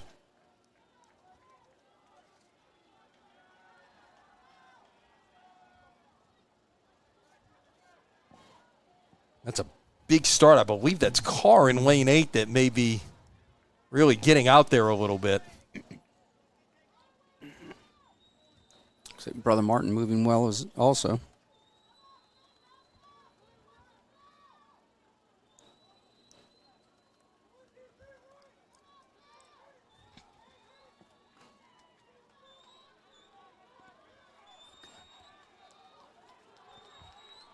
And it's like Rummel is going to make the handoff first, perhaps, or Brother Martin. Brother Martin and Rummel together. Lane 7, lane 9. And you got Easton to Brother Martin's inside in 6. Straight away, they'll make their way to the inside.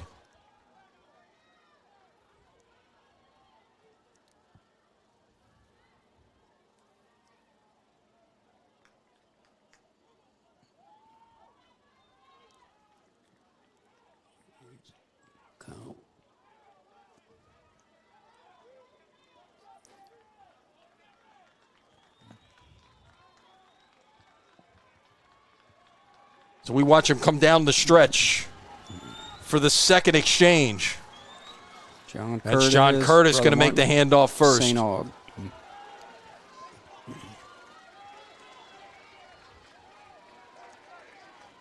I'm amazed at that there's not more collisions in that handoff, that exchange area. It's chaos. You got 8 runners stopping, 8 runners starting, and the 8 runners who are stopping are trying to get off the track, sometimes with people behind them.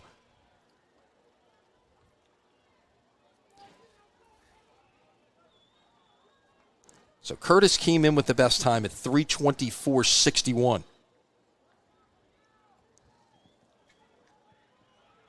Looking to end this meet on a high note. You got some runners coming at him on the backside, but they are going to the final exchange zone with the lead in this 4x4. With that St. Aug in second, or is that Warren Easton second now, Brother Martin third.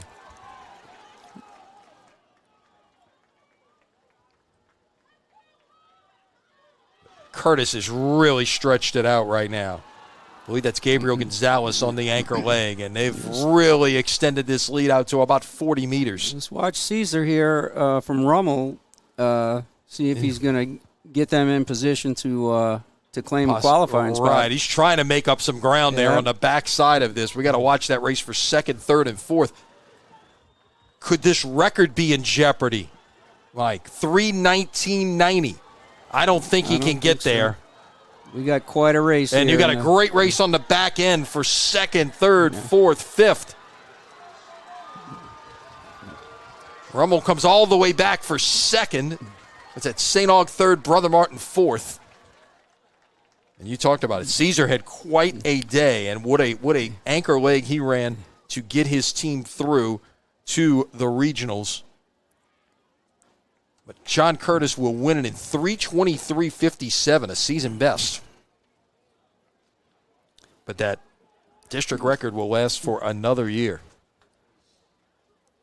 So we should be getting the final scores in here momentarily. Let's see if the girls have now gone final.